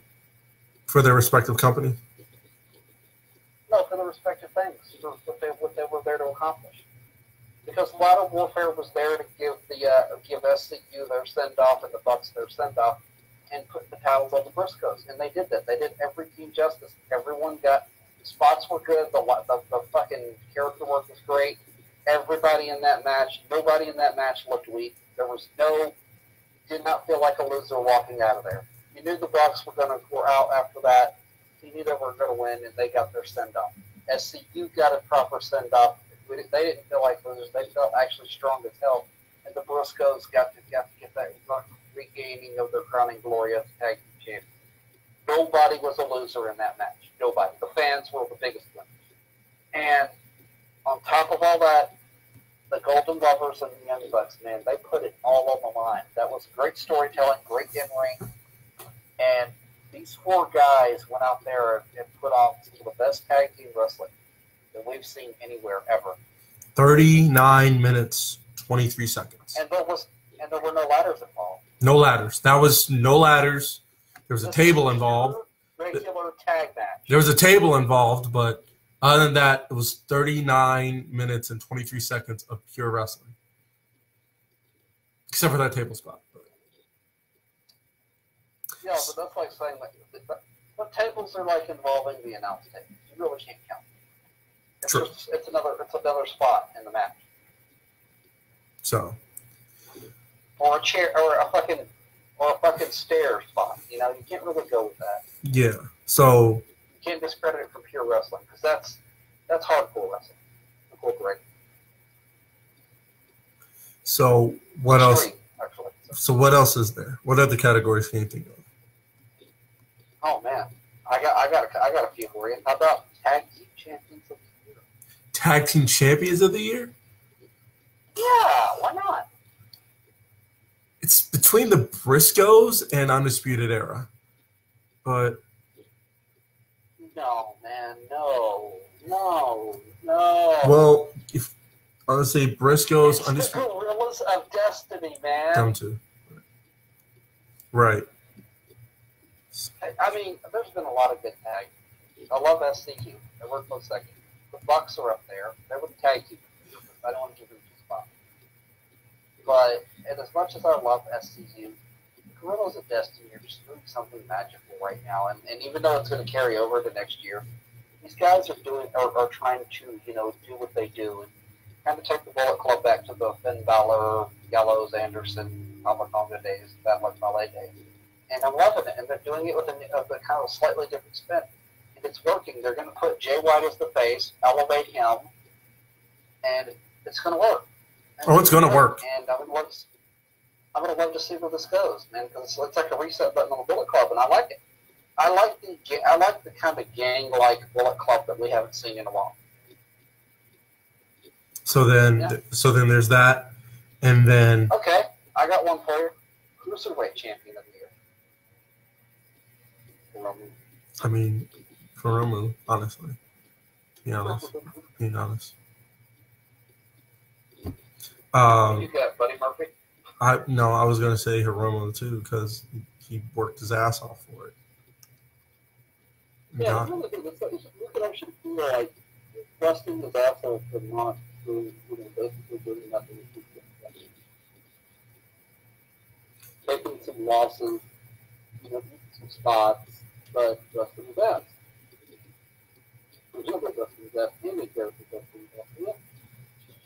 How about secondary? Like mid-card champion? No, I wouldn't necessarily call Chris Jericho a mid-card or Jeff Bowden. That's fair. So where? Like WWE, who does, and you can't really say the Intercontinental title was really a mid-card title because fucking Rollins during his last run was absolutely fucking great. So they started integrating more fucking storyline in. And there's no world champion there's no universal champion that's going to show up. So yeah, Rollins had to carry the flag of Raw for a while. In fact, at one point, that was the highlight of the show. Was everything Seth Rollins was doing. So I'm gonna say, yeah, I think I'm gonna go with Jericho as Intercontinental Champion. I'm gonna go with.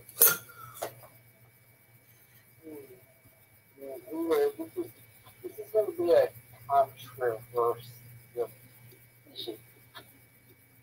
Who? I'm going to go with this one. It's going to be a controversial decision, but I've got to go with Ricochet, who's the American champion. That's not controversial. It's good. I like it. Well, it's questionable because, like, Pete Dunne, as much as I'd like to say Pete Dunne, you know, he's over Man's Yeah, and he's the main champion. He's not going to be secondary. And even though he was a secondary, he's come this year. But man, Ricochet's just done wonders with that belt. He really has. Yeah, I'm gonna say. So what else do you? Another one I'm gonna say here. How about this? I knew this was coming, but I think we could both agree that the botch of the year was like Yoshihashi running down that ring. What? No, I agree. Ricochet. Ricochet. Don't you ever in your life want me, boy? I'll bring the stoners back and open up a can of real bass. That's not gonna ever die, is it? I hope it does. Anyway, you hope it dies, you little bitch? I'm gonna say fucking, goddamn Ricochet. I'm gonna go with Ricochet. And okay, botch of the year. Yeah, botch of the year. I'm pretty sure both of us can agree that Yoshihashi running down to the ring, falling and injuring himself is botch of the year. Pretty sure we can both agree on that. No, I know. I got a better botch. Titus. No, that's not better. That's just not as bad as Yoshihashi. Okay, what? I have an even worse botch of the year. Oh, my neck. Any move Nia Jax attempts. That's fair. That is absolutely fair. Not even. That's absolutely fair. I'm not even saying that to be a dick. I'm actually being serious. She needs to just not stick her ass back in developmental for another year or two. That's fair. Can't even. Instead of giving her fucking title shots for fucking punching somebody in the face, when she shouldn't have even been in fucking ball. For no reason whatsoever. Yep. Oh, my neck. I can't even argue with you. Nor will I attempt to. Yoshihashi still did what he was there to do. And I feel bad. Yeah. As much as I think on what happened. This is fun. Control. Okay, Isaac, let's world champion of the year. Can we really put it past Okada? Can we not? Yes. By the time after he beat you mean world or top? World champion or top champion? Top champion. Right, top champion? Top champion. Actually, when you say top champion, you can't put past. I got to go with Pete Dunne. Top champion, Pete Dunne. But Pete Dunne won his quarter. course. He didn't run his course in this year yet. And you came and you now totally good. Well, I'm sticking with Pete Dunne. Personally, I'm sticking with Pete Dunne. Not because I'm biased, but because every time I watched him defend that title, it's been like a fucking nail biter. So I'm sticking with Pete Dunne. And so be it. What about you? Best world top champion of the year. As much as I want to say Ciampa, I mean, Kenny Omega been good. Like, it's definitely got the three of the women's world champions coming in. But, and as much as Ciampa is a great guy, there's only one world champion that I think is the best of the year. Just because of his character work, his in-ring work, and he feels that he needed to be a top champion. Eli Drake. Oh, that's right. He did. That is just a fact of life. That's right. He did win it this year. Huh. Yes, and he was a great heel world champion. He was better than Ciampa. Unfortunately, like Callahan, he's kind of fallen back. He's still great, but he's fallen back as a top heel. Daniel Bryan's going to take the number 3. Yeah, he is doing great as world champion right now, as heel world champion. So WWE did a poll, top champion of the year. Ciampa said me. I didn't know there were any other champions. I've been too busy. I've been too preoccupied. I've been too busy to notice. Why is that wrong? I fucking love you, Ciampa. You're so great. I sent him a message, man. Okay, what else you got, Isaac? I got nothing else. I can't think of any other. Faction of the year. Can we? Is it? I was gonna say Lij, but I feel like. I mean, can we really argue the elite? Yeah. Well, I was going to say them, but like I said, was. But. Okay. I mean, they did put together All In, so there's really, and the big rumor is All Elite Pro Wrestling. So there's no getting around it. They're the best. Yeah. What else did we? What else is there? Let's do a couple more, and then we'll go ahead and get to our final thought. What other are there? By a couple, I mean one more piece. Company of the year. Just company overall. New Japan? New Japan. New Japan? New Japan. New Japan. New Japan. New Japan. See, this motherfucker right here ruined the bit. You're supposed to keep saying New Japan. New Japan. New Japan. New Japan. New Japan. New Japan. There's, yep. New Japan, man. Definitely New Japan. So. Definitely 100% New Japan. New Japan is equivalent to the Golden Powers. And you're not beating that. Okay. Joking aside, though. Okay, my last one, and I think you'll get a kick out of this one, Isaac. Actually, I'm surprised we haven't covered this. What? You know, I actually do have a few more if you want to do them. They're not like hard. This is going to be a very, very thought out. Most interesting storyline related plot twist of the year. The Tongans turning on the rest of the elite, just kicking the elite out of Bullet Club. Not even wrong. Allie turning heel. Because evil Allie. I don't know. You know what? Shut up, Matthew. Just shut up. It's Demon Bunny. Or maybe TNA's not going to use Demon Bunny. Yeah, no, because I think Demon Bunny is like it's its own thing. Like it's Rosemary and Allie together. That's what Demon Bunny is. Yeah, and it's kind of probably their copy. Yeah, it is. It is copyrighted. I have one. I checked. Best face turn of the year. Face turn?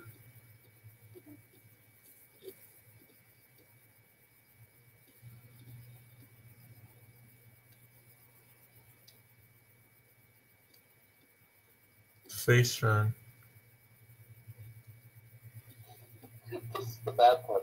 There is no WWE answer for this. No, I know. I'm trying to think of face turn. I just, they want to prove those things. It's the bad. It's always the heel turns that are interesting. The face turns are more unexpected. I can't think of anything, or maybe I'm just not thinking hard enough.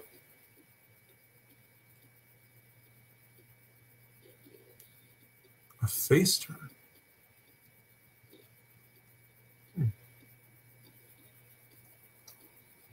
I guess Bray Wyatt. I don't know. I must not have been digging hard enough because that's. Huh. Face turn. I can't think of anything. Face turn.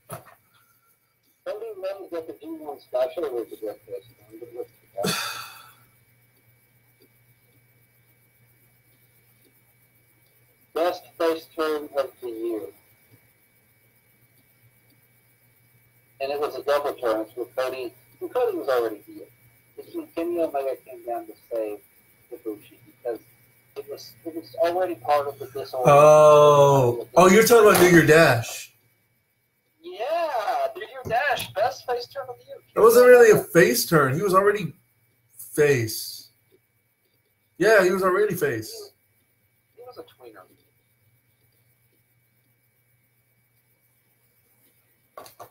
He was still a tweener because they were still doing bullet club shit. They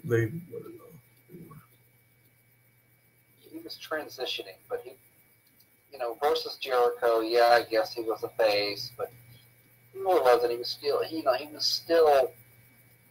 he was still like, if he went up against Okada, he would be heel. At the time, you mean? Because he was still playing like heel role stuff too. But that was where he became pure babyface. Well, pure face. So that's where he went from. So you're saying Do Your Dash is where he went from cleaner to best bout machine. No, he went from cleaner to golden lover. Dominion's where he became the best bout machine. Yeah. I do like the name cleaner though. It's a great. I know, and it sucks. Because, let's see, the cleaner Jay White, yeah, that's not going to work. It's just, I hope he goes, we hear that nickname again. I hope we hear it again. He's the IWGP Heavyweight Champion, the Cleaner, Kenny Omega. Kenny Omega! That's how I say it, man. Yeah. I still remember that time he came down to the ring with a mop and started mopping down. And she was so mad. And he kept doing it, too, dancing to his own song. And I loved it when he come down with the fucking blues. Sweet, sweet, sweet, sweet, sweet, sweet. So what, so are there any more you could think of? Best heel turn of heel turn, I gotta. I mean, you could argue Eddie Edwards but he didn't really turn heel. Yeah, he just turned like he went from a baby face to like a neutral splash face. Yeah, and then I think heel wise, I guess. Can you really call what Johnny Gargano's doing heel? Can you even call it that? I feel like he's a neutral. I feel like it's just this pressure of his overbearing. You could go get Ciampa's. Yeah. So. Dude, I don't really think there is a questionable argument here. I mean, yeah, we could go with the fucking the Tongan, the firing squad. But they weren't really faces, were they? They were like neutral faces. They were part of the Bullet Club. They were helping Kenny. They were the faces of the situation. But I call them more neutrals. But that fucking turnover, though, man, that was great. But heel turn of the year, I don't think it can be hard with Daniel Bryan. Yeah. Because Becky Lynch's heel turn really was just a flop. It just turned her into an anti-hero. Yeah, which by the way, I still find awesome. Although you could make an argument for Charlotte being a heel, but I feel like she's a heel. Yeah. Which I'm glad we're seeing more tweeners in wrestling this year. Yeah. That's another thing. We're seeing more tweeners this year. I mean, what's your heel turn? I can't even argue with Daniel Bryan because the Tongans weren't really heel. I didn't look at the Tongans as faces. You know. Yeah. They're both look at faces. What about Hangman Page? He turned heel. I mean, I can't call that heel. He became a schizophrenic. He became a paranoid psychopathic heel. He attempted to murder Joey Ryan. Yeah, he did fail at that. But I mean, you can argue that he was never really a face. Yeah, I'm gonna go with Daniel Bryan because that's like, because when we say heel turn, like this person was like good, not good, but he was face, like established face, and then he turns heel. You know, not turns tweener. Did that for all of one match with Tommy Dreamer. Yeah, exactly, and then it changed by the end of the match. It was I would say that's more neutral, but because Tommy Dreamer to me is more of a neutral or face. Eddie Evans is sensitive. So also right, by the way. But I was gonna say, last one we're gonna say. Allie. Yeah, that's a good one. Yeah, because she was all heel, and then so you're gonna go. Yeah, I'm gonna go Allie. We'll go Allie. I'm gonna go Daniel Bryan. It's hard to argue. I mean, you know, and you could say Nakamura's heel turn. Yeah. But they messed it up. Put it this way, when we say heel turns, we're talking about these persons. It was done right. It's done right.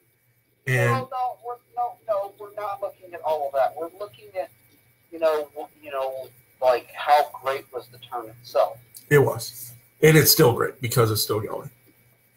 I mean, you can add afterwards because Nakamura turning heel was actually cool because he's never really been a heel. In his entire career, he's never actually been a heel. So when he low-blowed AJ, I swear to you, AJ was having to tell him what to do because that was a extremely over-exasperatedly long low blow. The man had his shit in his arm in AJ's jump. What felt like a good solid 3 minutes. Dude. Stop! Shinsuke's like, is this how you do it? No, man, keep him on, boss. Just hold there a minute. Let me fall over. How about the analogy? No, keep it on the balls. Don't look weird. I'm sorry. I feel like Shinsuke was so serious, and AJ was trying to like, okay, well, watch the way that what the told it makes it look like it's low blow like stuff. I feel like that's the way they should have pitched that was going. That felt very uncomfortable. Like I said, Nakamura was never done anything like that. By the way, Isaac. What? Finisher of the year. I love the high fly flow. Kinshasa. Yeah, high fly flow. Announcer of the year. I got it. Kevin Kelly. Yeah, Kevin Kelly, with hands down, Kevin Kelly. Second place in a close second tomorrow. No, I'm gonna go down Kelly.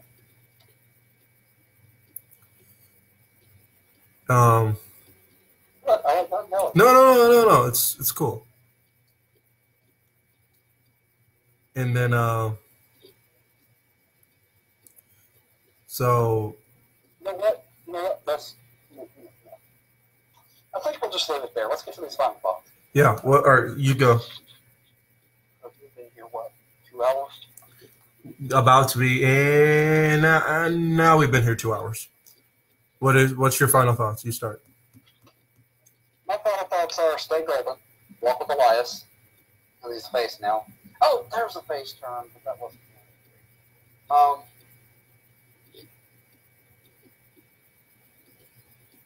Fuck! I just realized there was a better heel turn of the year.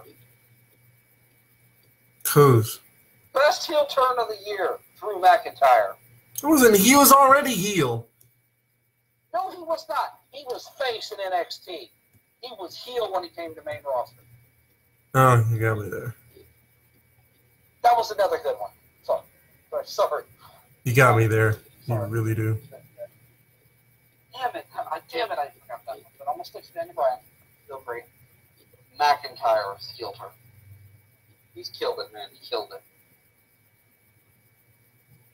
So, and most of all, join us next Tuesday for what?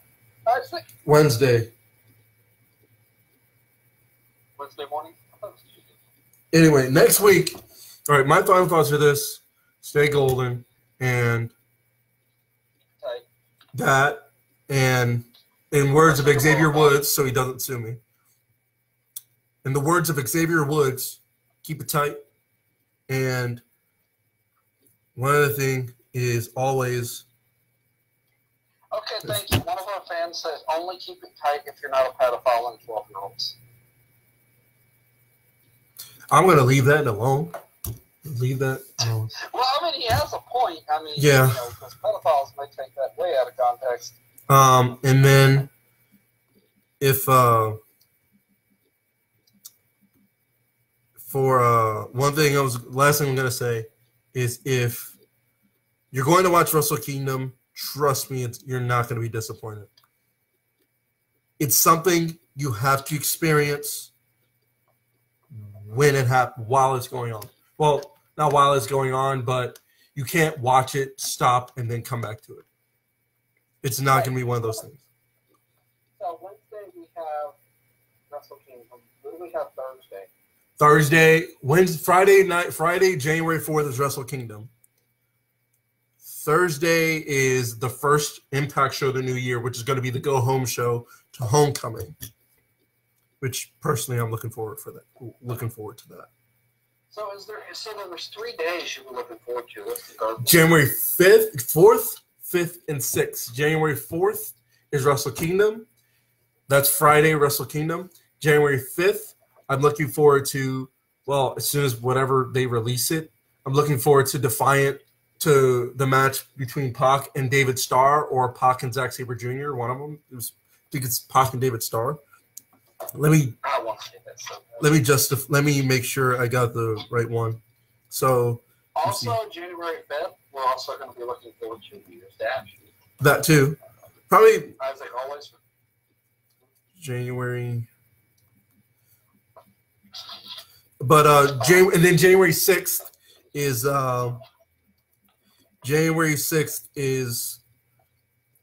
Impact Homecoming, which I've already ordered on the Fight app. So I'm already looking forward to that. And then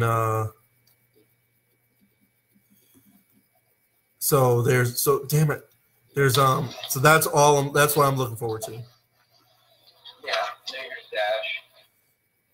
Defiant. So let me see something. Hardcore Homecoming.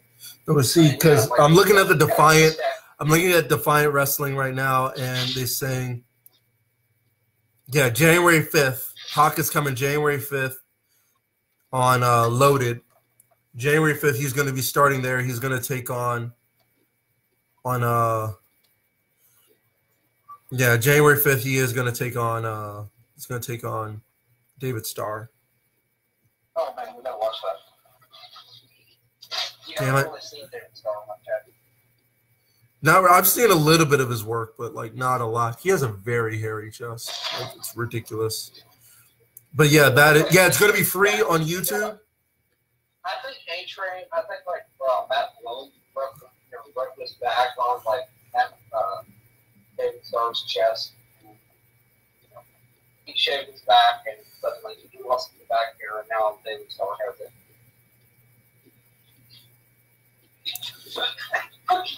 Yeah. Yeah, he's gonna take on. Let me see this thing. Make sure I got this right. Yeah, but he's gonna take on Pac on YouTube for Defiant Wrestling taping. So that's going down January 5th, and then as well as New Year Dash, and then the 6th is Impact Homecoming. So, and I believe that's also the start of the NFL playoffs. No, it's on the 6th. It's actually on there. Okay. Yeah. Also, that Friday, we will not be doing the Golden Report. Oh no. We're coming at you live. Yeah, I will be awake somehow that morning for Wrestle Kingdom. Because Anthony says he might try to join us but so that day we will be doing the Kingdom Report. Yeah, I will be sitting in my car probably to keep from excitement. I would say it would be the Kingdom Report. Yeah, the Kingdom Report. We're going to call it that. I don't know how I'll be able to go live so you people can see my reactions, because I won't be able to do it here because I have thin walls, and it'll be 3 a.m, and I'm pretty sure my neighbors will be pissed. Although my neighbors snore. You're not going to give us reactions, but you'll do his reactions. I'm sorry, but it is what it is. It will be what it's going to be. Yeah, I will be live. We're going to be there. So we invite every single one of you bastards, including crazy motherfuckers. Yeah. Fucking troll. Join us. Come troll with us. Yeah. Try not to troll too much, or else try not to troll too much because you'll kill my buzz when watching the show. No, they won't kill your buzz. You just won't fucking get it. All right. So, but anyway, that's Isaac. Most importantly, as Adam Pacini says from Coca-Cola, join us. Anyway. So the January 2nd, next Wednesday, we're going to be doing predictions, and we will see you guys then. So until then, stay golden. See you then.